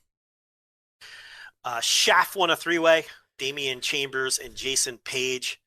I'm looking at this card, Rich. No Rush Jones. No, I know. I was very upset. They did in a live taping before. I didn't get there for any of the live taping, but I imagine he was on that pretty heavily, so... I'm loving the Rush Jones push. Oh, I love it too. Yeah. Well, I'll tell you this, Shaft, if you like Rush Jones, you're going to get a little bit of that with Shaft. He doesn't look as good as Rush Jones. He's got more of a Kevin Owens look to him. But essentially, Damian Chambers and Jason Page came out. Shaft said, I want to be in the match. So he walks in and they just beat everybody up, and then he pinned him, even though he really wasn't in the match. This is really weird, but at least it was short, and it was clear the design was to get Shaft over. But I don't know. It's Damian Chambers and Jason Page. These guys look pretty good too. So when you do watch this, I think you'll be more impressed by those guys than you were for Shaft. But yeah, it was all right. I got my eye on a youngster that I saw on a live. You want to know who it is? Yeah, who do you got? AJZ. AJZ. I don't know if I know anything about AJZ. He is a Ohio Valley guy, OVW guy, and they used him on the most recent live. He worked a live, I want to say 7. Let me look it up real quick. Yeah, he worked a live 7 against Isaiah Moore, who also looked pretty good. A live 8, my bad. A live 8. AJZ oh, this guy. Yeah. Okay. I got my eye on him. I'm not ready to give him the full Lanza stamp of approval because that means something. You know what I mean? That means something. I have my eye on AJZ. Yeah, as a body guy, I get it. Yeah, tremendous body for sure. You're the body guy. See, I knew you were going to bring up the body. But here's the thing about AJZ. Tremendous body, little worker in the 5-minute match I saw. I love the way he carries himself. So my eyes are going to be open for AJZ. So let's see. We had Manders and Matthew Justice defeating Infamy.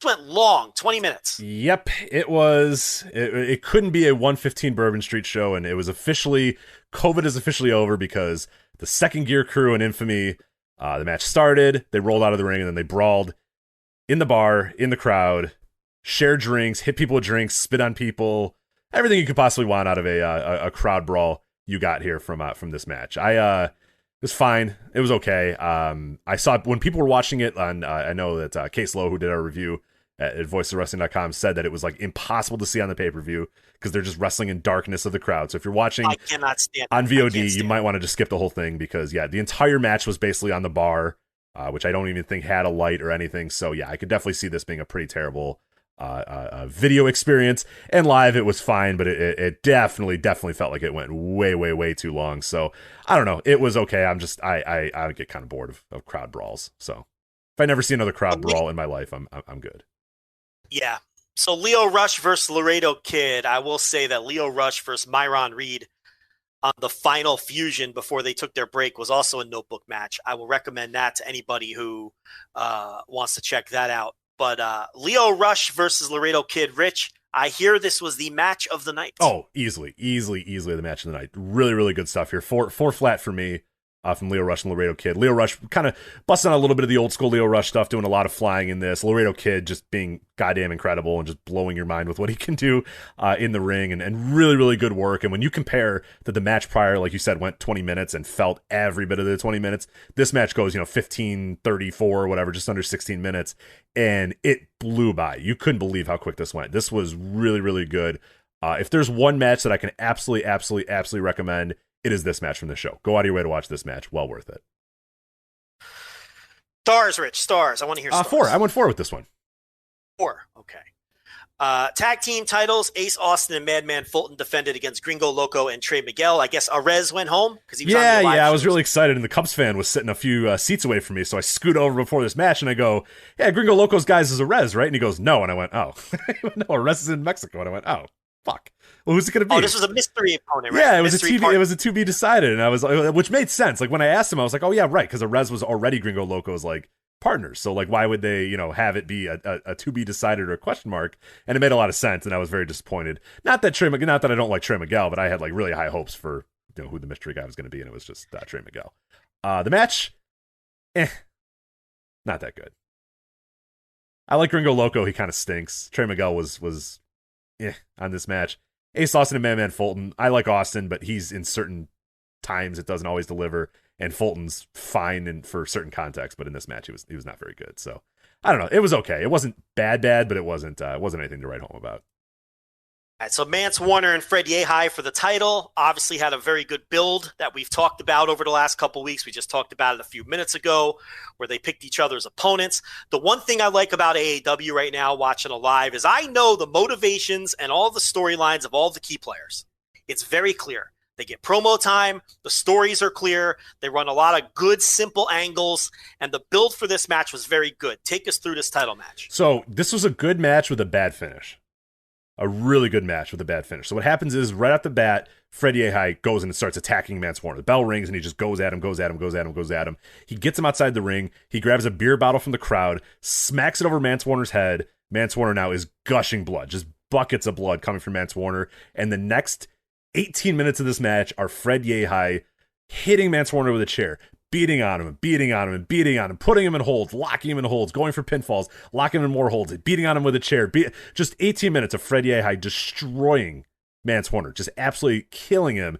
And Mance Warner just bleeding buckets while it's happening, wiping Mance Warner's blood all over his chest and all over his face, and just beating on him. And it's like, oh my God, it's just such a destruction. Like, you almost wanted them to just give Fred Yehai just go down there 1, 2, 3, Fred Yehai gets the win. You know what I mean? Just an absolute, like, it would put him over in such a degree for all the beatdown that he did. So anyway, he's beating on him.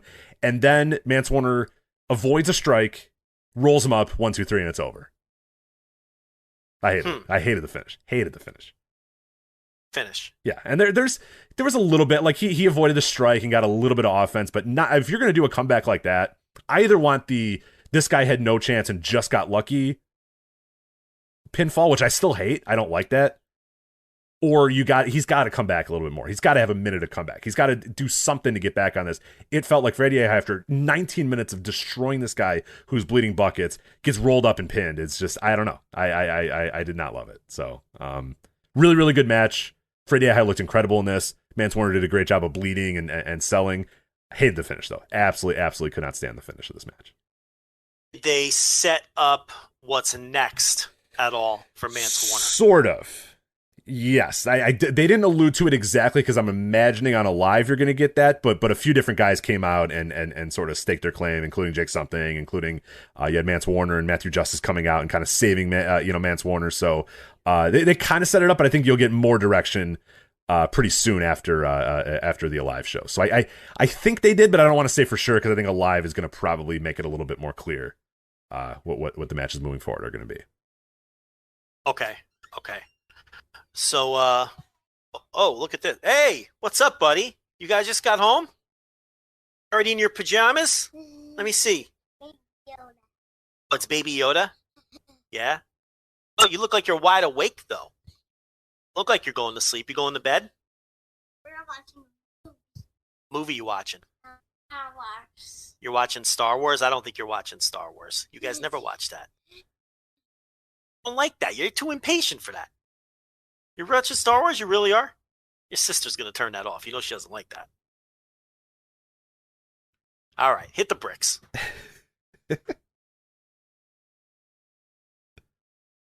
Let the dog in. Take the dog with you. Okay. Thank you. All right. So little mini run-in. Yeah, a little 2-star run-in there. Really no effort. Just kind of a low, like a house show loop. Butch Reed there. Came in, got his hug, took back off. Yeah, right. Got the payday, went to the pay window, and did his thing. He's a danger now of the jealous girl coming in now. So yeah, that's always a possibility. I see. All right, so that was the AEW show, which Rich attended. You said Case Lowe did the review for that? Case Lowe, yeah, voiceswrestling.com. Tremendous review as always from Case.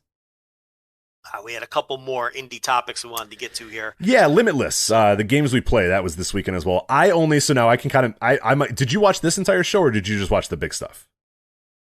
Skipped a couple of matches, but for the most part, I watched the whole show. Okay, well, I will try to I'll lead you through this because I only saw the semi-main and the main event. So how about that? How about I turn the tables and lead you through this? I've got very short thoughts on some of it, sure. Okay. The Sea Stars, one of your favorite teams in the world, defeat the Prestige.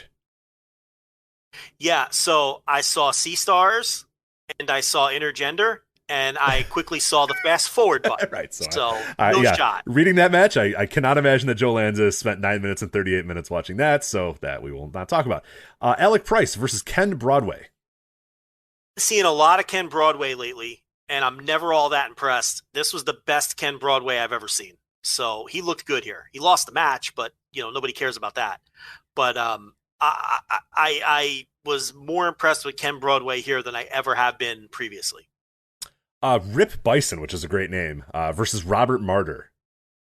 Rip Bison, kind of a throwback gimmick. Robert Martyr's a guy who, terrible look. There's some tools there. He's the kind of guy I would book as undercard prelim guy who did a lot of jobs. Like I would use him the way I would use Everett Connors or Jordan Oliver as sort of undercard guys. I think in some places, all of these guys get pushed too hard. But, he's a guy who's like a long range prospect, I guess, but it's hard to overcome his look at this point. But I had never seen Rip Bison before, but he is fine, kind of a throwback gimmick. Strikes me as a local guy, but it was fine. Martyr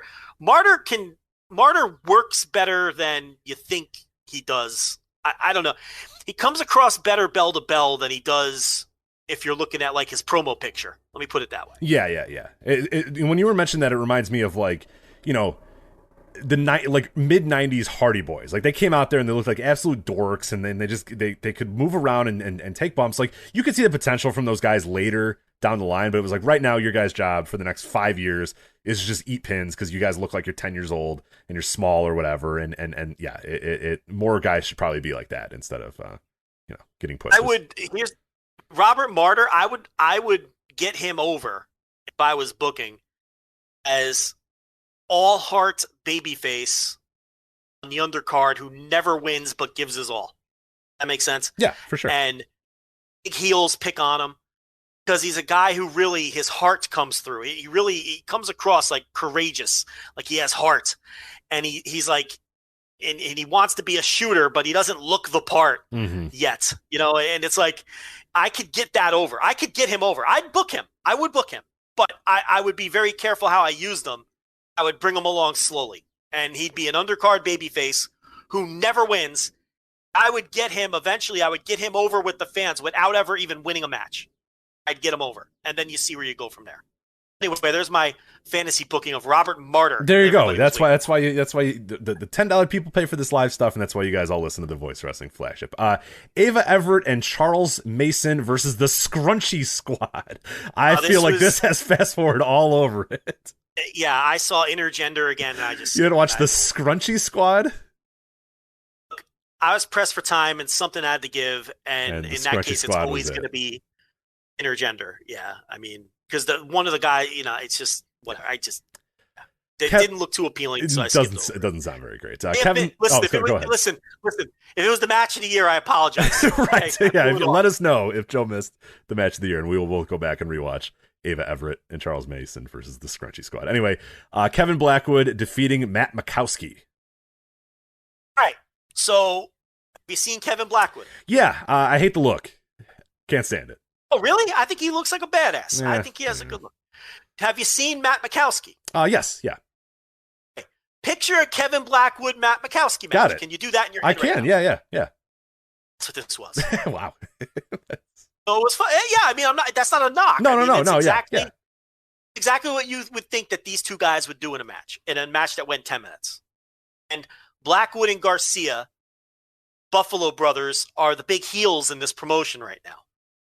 So they fancy themselves as these shooters and these great technical wrestlers, but they cheat to win all their matches. Right, which is a cool gimmick. I love it. Yeah, it's awesome. Yeah, and then they act like they didn't cheat in the promo. You know what I mean? Right, which is the best heel gimmick you could ever do. Is I don't think I'm evil. I'm just. What are you talking about? Just the naive. That's exactly what that's the best heels. Yeah. To this man. Like, what are you talking about? I didn't hold his, like he held them for leverage. He's like, what are you talking about? You didn't see that properly. Like that kind of deal. But yeah, it was entertaining. Lee Moriarty versus Travis Huckabee. I saw the last half of this match, so I can jump in a little bit here. But I thought this was solid from what I saw here with Lee Moriarty and Travis Huckabee, two solid pro wrestlers. So Moriarty just lost their world title to Daniel Garcia on the previous show, right? A match that I watched. It was a submission match, which I went notebook on, by the way. And I have more takes on it later. But Lee's losing a lot of titles, by the way. We'll just say about that. Yeah, it's interesting, right? Yeah, he is a man who had a lot of titles at the beginning of this month, and now he has less titles, including almost none of them. Yes. He's moving down the card here, and he's taking on Huckabee, and I thought, it was a really solid match. I thought the Blackwood-Makowski match and the Moriarty-Huckabee match, really everything I watched on the show, to be honest, was very solid up to this point and getting progressively better as it moved along. And the one thing I'll say about these Limitless shows, because I watched the previous one too, you know how to build a card. It's the prelims are the prelims, and they get the time that a prelim will get, and then the matches get better as the card goes. So they do a really good job with that. So yeah, it's a very solid match. And then we'll move on to semi-main in the main event. The semi-main was the MSP defeating the main event, Jay Lyon and Midas Black. I hope you didn't watch this, because I can't imagine you were very fond of this match, but did you watch it? It's fine. I mean, the main event... You're going through hoops and stuff. Act. Yeah, they're good wrestlers when they get going, but it's just like, do we need to go through hoops? Like, do we need to... We get it. You're a circus act. We got it. Like, Lion is a literal lion. Yeah. Look, it's going to get him booked. The match was fine. I don't know. We got other stuff to talk about. Yeah, for sure. And let's get to the main event here. Limitless World Title. Daniel Garcia defeating JD Drake, 25 minutes. So we've gotten a lot of really, really good reviews. I thought it was good, not great. I've seen a lot better Daniel Garcia matches. I've seen a lot better JD Drake matches. I went in with pretty high expectations, and I don't know. I think it was really, really, really good. I just don't know if it was great. I don't know if I could go like Notebook or anything with it. I thought it was solid as hell, but I'm with you. I think maybe it was a victim of the overhype. I went Notebook 4 flat. I thought the Moriarty Garcia match from, I'm going to get the date, their previous full show, not one of their gimmick shows, April 16th, the show called Suffer No Fools. Yes. The main event was the title change where Garcia beats Moriarty in the submission match. I thought that was better than this match. I went I go 4 1/4, 4.5 on that one. And this one I'd go about 4 flat on. Daniel Garcia is the best indie wrestler, I think, right now in America. I think I'm comfortable saying that. Yeah, by miles. I like him well, I mean, I like him a little better than Moriarty. I wouldn't say he's miles better than Moriarty. And I don't think he's miles better than like some of your guys. See, I don't know if you count people like Leo Rush and ACH. Yeah, because they're kind of like, that's an interesting one. Because somebody brought that up in a Q&A, and they said who's like the most ready-made indie talent that never had a long run with a company. And I was like, well, what do we do with like Leo Rush and ACH and those guys? Like they didn't really have a long run with a company, and they're obviously ready-made. But where do they count in the ecosystem? Like they're New Japan affiliated, right? So I don't know. I don't know if we count them as American indie guys. Because then my easy question is, well, it's ACH. Like if we count him, then it's not Daniel Garcia, it's ACH. Yeah. But that's not a slight on Daniel Garcia. It's just that ACH is the most ready. He's fucking ready to go because it's ACH. Like. And JD Drake is an AEW guy. So it's like, I don't know what to do with people like that. Right. You know what I mean? For like pure indie guys, like where there's no question, I think it's Daniel Garcia for me. And the match against Moriarty, doing this submission match, and it was just, oh my God, it was so good. It was just such a kick-ass match. And then Garcia taps. The ref doesn't see it. And Moriarty gets up to celebrate. The ref didn't see it and the bell never rang. And then Garcia jumps him and puts him in a choke and chokes him out and wins the title. Which sounds like a bad finish if you don't understand like the Garcia character in this company. So then him and Blackwood, and he didn't really cheat. It's just the ref didn't see it. You see what I'm saying? Mm-hmm. Like it's not his fault the ref didn't see it. Will he take advantage of it? Fuck yeah, he will. Right? And then he chokes out Moriarty, and Moriarty doesn't tap. He goes unconscious, which is important too. And so that's how he won the title. And I thought that match was a little better than the JD Drake match, which I thought was a very good match. Don't get me wrong. Oh, for sure. No doubt. Both going in my notebook. Yeah. I mean, they're both going in my notebook. But Garcia's work, not even just from a technical standpoint where it's excellent, his character work is tremendous too. And not just as a heel. Like if you remember the Brandon Thurston feud, shout out Brandon Thurston Howard. Trained all these guys. He was the babyface in that one and did a tremendous job. You know what I mean? So it's like Garcia's well-rounded too. And that was a couple years ago when he was, far less seasoned than he is now. That was like 2019 or something. So, Garcia just continues to impress me. And I preferred the Moriarty match. You didn't see both. Most people prefer the Drake match. But look, they're both really solid matches, and you can't go wrong. And I think they're best watched back to back the way I did, because then you get like the full story too. Because JD Drake comes out and challenges Garcia after he wins the title from Moriarty. And he's like, hey man, we all saw you tap. Because Drake wins the semi-main event. And he comes out and he's like, we all saw you tap. That's bullshit. And Garcia's like, I don't know what you're talking about, and then that sets up the match that you watched. Mm-hmm. So well booked too. It's a well booked promotion from what I've seen too. For two sure. shows that I watched. Yeah. Yeah, good stuff. Just maybe a victim of expectations for me, but still a match that I would definitely recommend checking out if you get a chance. So that was Limitless Wrestling, the games we play. It's available on independentwrestling.tv, so if you got a subscription, you can watch that show anytime you want. And then one more match that I watched from Independent Wrestling TV this week as well was Beyond Wrestling. I forget the name of the show that it was, but it was Beyond Wrestling this past week. It was Lee Moriarty versus Wheeler Yuta for the IWTV Independent Wrestling title. Was on the line here. Lee Moriarty defending the title against Wheeler Yuta. Went 52 minutes and 15 seconds show. I like this one a lot. Now, you have not seen this, right? I didn't watch this. Quick correction. Garcia didn't beat Moriarty for the Limitless title. That was a title defense. He beat Christian Casanova the month before. Okay, so, okay, cool. Same idea, though, yeah. But anyway, no, I didn't see this match. So you're on your own with Wheeler, Utah, and Lee Moriarty. Yeah. I do see that it was almost an hour. So talk me into watching this. It's tough. Yeah, it's going to be hard to talk you into it. I think, given that it's an hour, but I do think that it is a really, really good 40-minute match that just kind of overstays its welcome for the last 10 minutes, but doesn't do so in a way that like completely destroys this match or makes me not like it anymore. I still do really, really like it. It's just, the work is really solid, like solid as fuck for like 40 minutes. I mean, Lee Moriarty is good. Wheeler Yuta is getting better every single time I see that guy in the ring. He is getting better and better and better. It's one of those classic examples of maybe you shouldn't, when a guy's 21 years old, he's not a finished product. He's got many, many years to go and time to develop. And he, I think, is looking a lot better. He's just more confident. His strikes are harder. He's working better. He's working faster. He's working smoother. He's not thinking through his matches as much as he used to be before. So you can really see it from him. And this was like a really kind of a match of tremendous growth for him, because you could see Lee Moriarty at certain points just letting Wheeler kind of to dictate the pace and kind of let the match go on his own, and that's hard to do, especially when you're someone like Wheeler Yuta who probably hasn't done that against big time guys like Lee Moriarty a bunch of times and has not done it in main events or whatever. But Wheeler Yuta does a really, really good job here. Lee Moriarty again, another really, really great job. The problem though is they go and it's really good. Like the first 40 minutes are really, really, really good. And then just as they're kind of building up momentum and you're thinking, all right, here we go. We're about to get to the finish. We're getting to the finishing point. They go outside of the ring and then they start brawling outside the ring. They start brawling into chairs and stuff. And you're like, oh, no, what are you doing? Like, you had it. And then they go another like 10 minutes and then they're making the call for 10 minutes remaining. And you're like, oh, God, we're going to go like right up against the 60.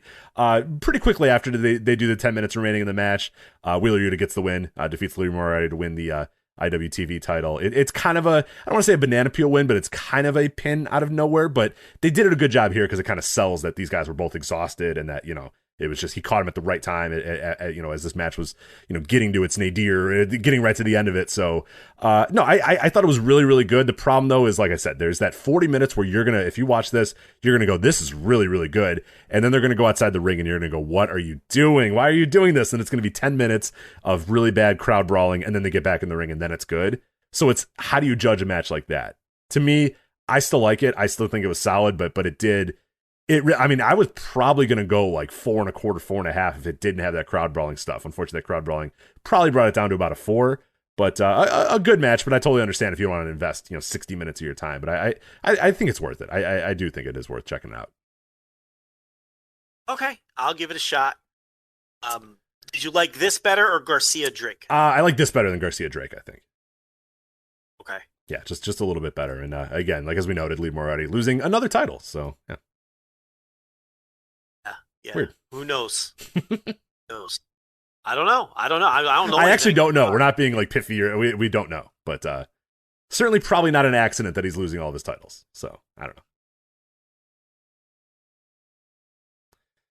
All right, so that is it for this. Do you want to do calls for the well, we're at 5 minutes. There's no way we're not doing calls today, right? Yeah, we promised. Take 1 or 2. All right, we'll take. Okay, so I don't know if anybody's ready in the chat room, so this is a problem. We'll go 10, 15 minutes over if we can. Anyway, if you're listening to this live right now and you want to get in the chat, we're supposed to tell people to do this and we didn't do it. Go into voicesofwrestling.com/discord. You'll be a VOW superfan. Go to the flagship superfans Q&A hold room right now and be ready to talk because we'll punch you up and take your calls. So anyway, go to voicesofwrestling.com/discord, flagship superfans Q&A hold room. And we will take your call about current wrestling topics. Don't ask us our favorite Masawa matches. Don't ask us what our top 5 Bret Hart matches are. Keep it to current events only. So we'll see. Oh, my God. Heavy hitters right out of the gates here.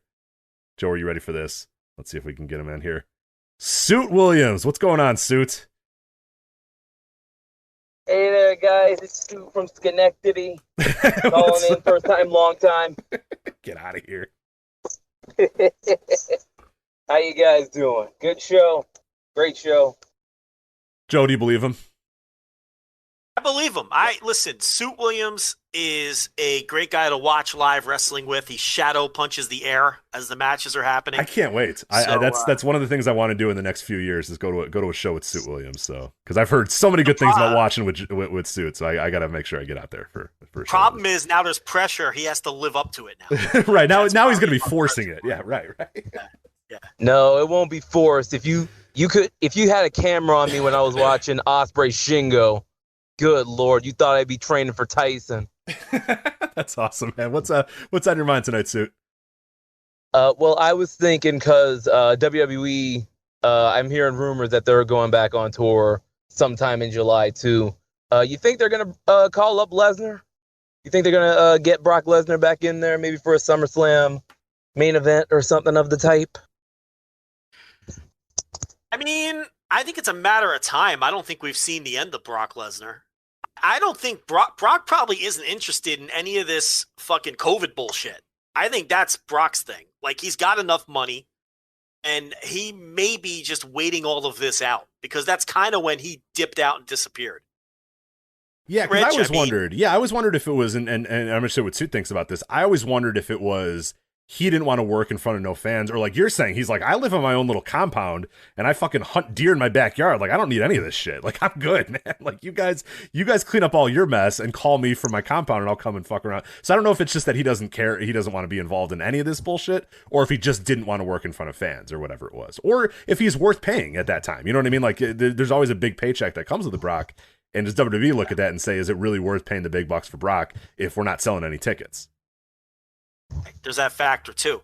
But wouldn't the natural culmination of this Roman Reigns thing be Paul Heyman's previous charge coming back to get a piece of that? That's old school stuff, yeah. And that would be like the most interesting thing they could do right now. I mean, really either champ, because the Brock Bobby Lashley match would be good too, or would be interesting at least. There is nothing for Roman after Cesaro. There's nothing there. I mean, the timing would be good for something like that, because that's the problem with pushing Roman this hard, is that he's run through everybody, and then what's left? Unless they move somebody over. The timing would be right for it. But I think Rich makes a good point. If you can't sell tickets and sell out a big building, then what are you gonna do? You got to pay Brock. Well, it would be helpful if you at least can have him fill a building. Right. The return on investment for Brock in a 60% filled arena is probably, especially right now, people are probably going to buy tickets to shows. People are going to go to shows probably regardless. The investment of whatever it's going to dollar amount to get Brock in is probably not worth it right now, unless like Suit said, it's like a SummerSlam and you can go full capacity at X arena or whatever, and it's him versus Roman. You want to blow the place out and sell tickets for $200 or whatever. Then yeah, that's where it makes sense, and that's when you bring Brock back. But yeah, I wonder if he even fucks around with these, like, doing Raws or doing, he's not going to the Thunderdome. We know that. Like, he did the one WrestleMania in front of, no fans, then bounced, and we haven't seen him since. So I think he's full SummerSlam main event, fill the entire arena or bust, I think, for me. I think that was Suit's point. Now that fans are coming back, this is when you get Brock in the room and try to get him to come back. I'm sure they made the call. Yeah, probably. Suit, you have yourself a great night, man. You too. Take care, guys. There it is. Sure, man. Starting off fire in there with Suit Williams. All right, we'll keep going here. We got a few people in there. One more. Take one more. Take one more. All right, Philip, long time listener. Hello. What's up, man? How are you? Not too bad. How are you guys? Doing well. What hour is it where you're listening right now? Eastern Standard Time. So right now it's almost. Are you Eastern Time? Right, I thought you were something. No, you're Eastern Standard Time. No. I'm in Canada. I'm Croatian, but I'm in Canada. Right okay. I'm never dual. mind. Remember? No, yeah, I got dual citizenship. Oh, never that's mind. why. Then you're just in Canada. Who cares? Yeah. All right, go ahead. Yeah. I thought you were Croatia. I thought it'd be cool to say like, oh, it's 3 a.m. and I'm listening to the Voice of Wrestling. He's in Eastern Time in Canada. I could be in Croatia. I could fly over there. No, but, I'm probably gonna hold on until after COVID, and once I get vaccinated, maybe start. Who knows? That ended up being very so boring. question, that turned out being very boring. I thought you were in. Oh, he's blowing through you. Do you see? Yeah, I'm one of the people who is watching too, Joe. But I don't know. Who do you guys see as like the more? I guess Joe would answer this better. Beating all this for the title, because initially I thought before he left to AEW, Eddie Kingston maybe, but now I have no idea. Like obviously, all this is probably not going to want to drop the title anytime soon. But like, do you think it's someone currently in the NWA, or do you think it's gonna be an outside guy, maybe like a Mance Warner, maybe a little, possibly? I don't know. Okay, so this is Philip the Freight Train. I mean, he ran right over my bit there. I was going to make fun of him some more, and he was just like, "I am getting my fucking." He wants his question. You answer his fucking question, Joe. Jesus. So no bits. Think person beating all this is there right now, because I look at that roster, and I don't think they're going to belt up Trevor Murdoch, and that's obviously the direction for the pay-per-view. I think Trevor Murdoch will win the Battle Royal. But then again, the booking is so bad that I don't know if they're going to do the logical thing that they've been setting up. So who knows? But either way, I don't think Murdoch is the guy. And there's no one else on that roster who I think is an obvious person to build from underneath. I mean, in the previous season, okay, maybe like you said, maybe they'll build up Kingston. Maybe they'll build up Ricky Starks. Maybe they'll, and they gave Ricky Starks that little 5-minute match against Aldis, which seem to be building blocks for that. There's nobody to build on the roster right now. If Murdoch's not the guy, I don't know who it is. That's why I think next NWA World Champion probably isn't on the roster right now.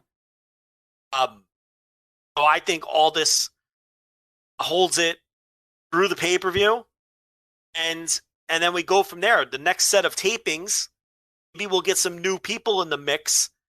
Maybe there'll be something more obvious then. I think what screwed them up big time is Marty Scurll, because they had that pay-per-view match set up before COVID wiped everything out. Marty Scurll got the speaking out stuff, so he's out of the picture. So whatever long-term program they had with Aldis and Scurll got ripped up and thrown out the window. And they're off all that time. They come back. I don't think the next champ currently on the roster.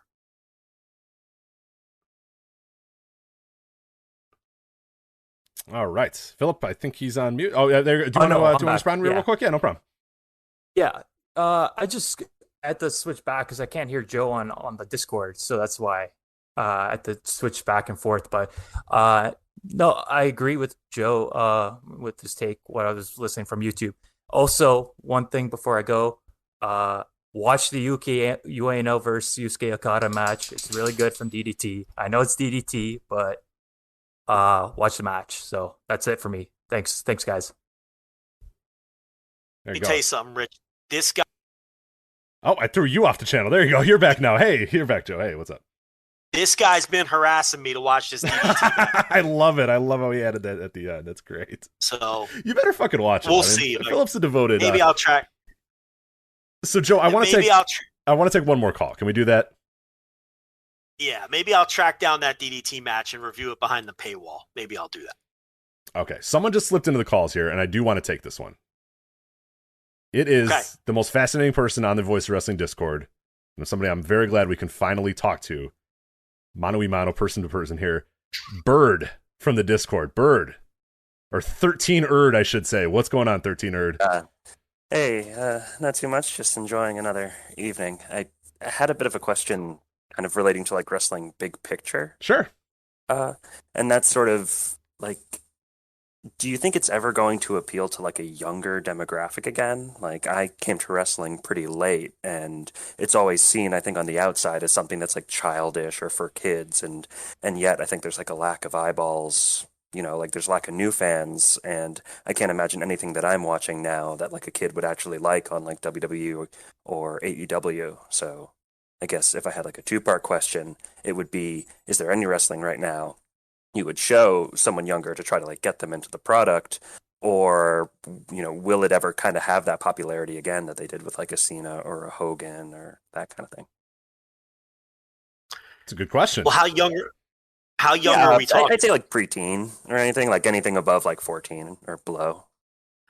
Okay, so the teen demographic. They just have to find a star who is considered cool in the mainstream. I mean, you had that with The Rock. You had that with Stone Cold Steve Austin. Like you mentioned, you had that to some extent with John Cena and Hulk Hogan. And they just don't have that guy right now. And you can't just manufacture that. You just either have that kind of charisma or you don't. Roman Reigns is not that guy and never will be. to appeal to that type of demographic. I think we have enough evidence to this point to safely say that. So, I mean, it can. There's no reason it can't. I think WWE is presented in such a way where that's possible. They just need to have the right star with the right kind of charisma emerge. As far as AEW, they do very well in the older half of the 18 to 49 demographic. So, they've got some work to do too in terms of drawing teens and whatnot.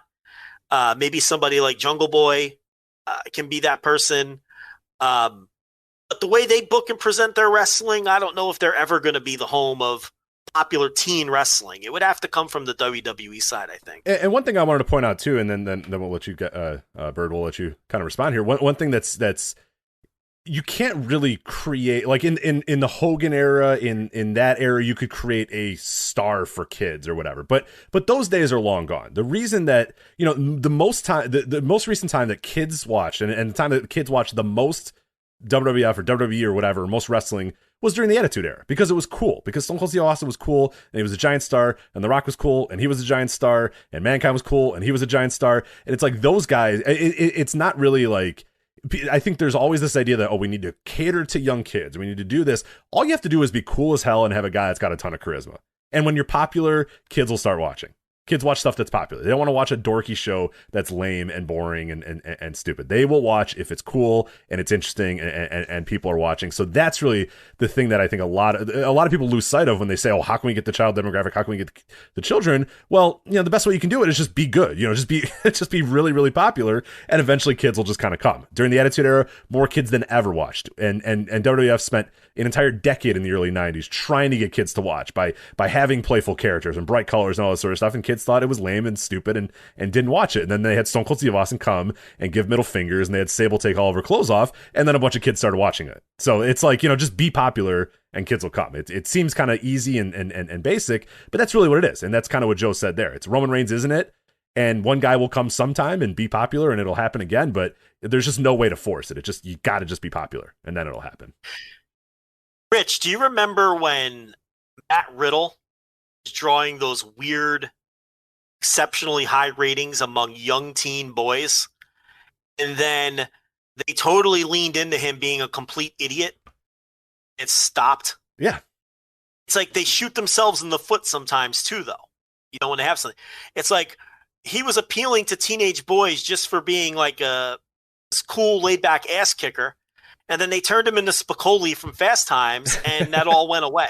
Yeah, so they shoot themselves in the foot too, even when they have something. Right, and a name that I'll just say, Bird, Darby Allin is one to keep an eye on in AEW. I mean, the numbers are skewing that way. He's getting women, he's getting younger viewers. It's very clear from that. So if they continue to push him and make him a big commodity, he's the guy that can break through. And again, they don't do it. AEW doesn't have him be he's not appealing to children, quote unquote. He's just kind of a cool dude that rides around on a skateboard and looks dark and stuff, and that's appealing. You know what I mean? Like, and he's cool and people like him and people find it funny. So that's where you're gonna grow. And like you said, there are guys like Joe mentioned there that do it, but a lot of times they'll force it. They'll say, okay, Matt Riddle's, he's got something going here, so now we have to lean into it, and he's got to be even dorkier and even dumber, and he's got to wear a backwards hat, or he's got to say cowabunga dude and all this sort of stuff, because that's what the kids are going to like. And in actuality, you're realizing that it's a bunch of 60-year-old white men deciding what kids like, and that's not always the best path to doing it either. Riddle was drawing a teen audience, and then they turned him into a teen. Right, he's literally a child. So they obviously were already into him, so there was nothing to but they continually get in their own way when it comes to that stuff. Did we answer your question there? I think we had to have. Absolutely. Yeah. We rambled for 20 minutes. So. Don't really, sort of have my own thoughts or response, but thank you for responding. I didn't know that about Riddle and some of those other things. So thank you. Listen, my man, go watch some Bret Hart matches. Yeah. We got to talk to you, Bert. So, you're not off the hook just yet. Bret Hart? You're not off the hook just yet. Bret Hart, or do I watch Liger? I haven't seen either. Oh, Jesus Christ. You've never Jesus Christ. Catch people up. This dude is a subscriber. He's a good dude. He's in our Discord.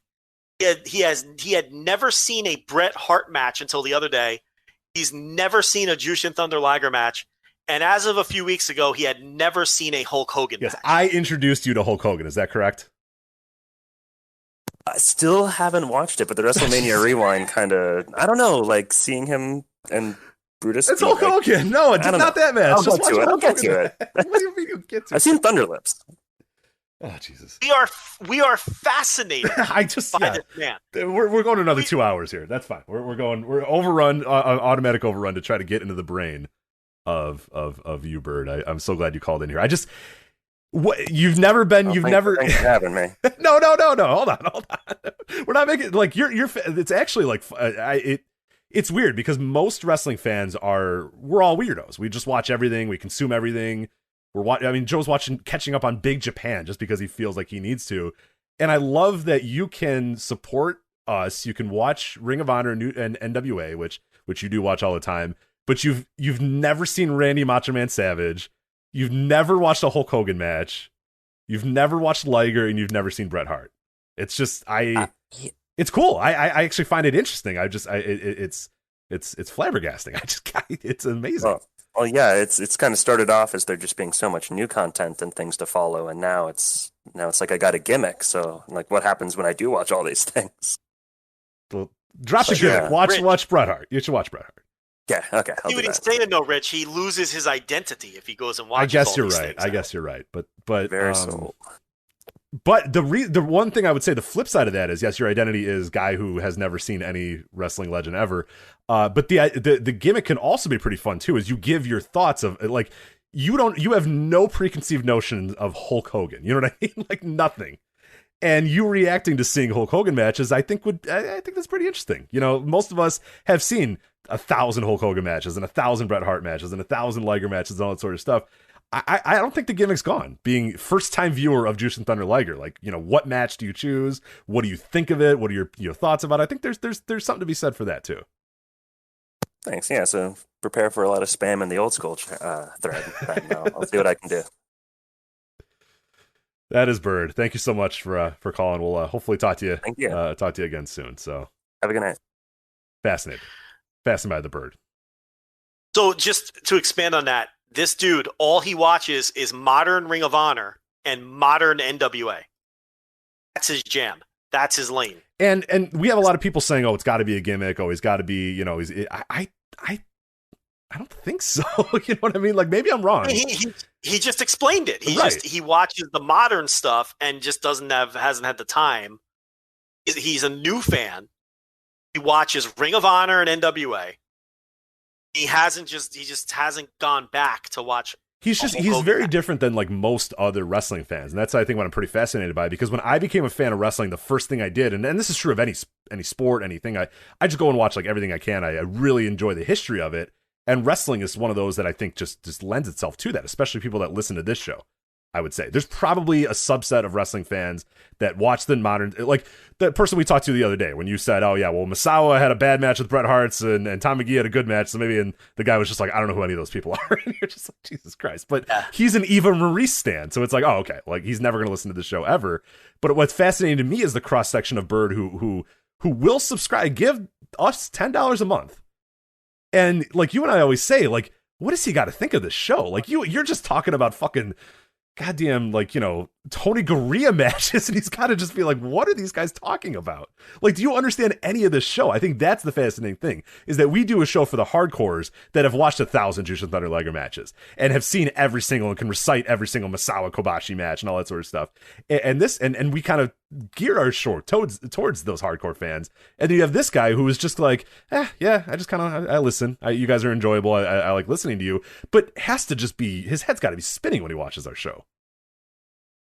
We don't talk down to the listener. Right. So I just don't understand. Like, I'm just fascinated. It's fascinating that he enjoys it, that he enjoys the show, because so much of it must go over his head because there's no frame of reference. I mean, if I didn't stop you, you could go for 45 minutes. And you did a few weeks ago, go on for 45 minutes about like managers in WWF in 1985. You know what I mean? Like, and that's got to just be, it's not like we're talking about, like, even if we talked about Hulk Hogan and Andre the Giant, he wouldn't understand what we're talking about. But you're talking about like, you know, Oliver Humperdinck and Freddie Blassie and fucking, you know, Tony Garea, Boston Garden matches. He's got to be like, what are you talking about? But I don't know. It is fascinating. It's amazing to me.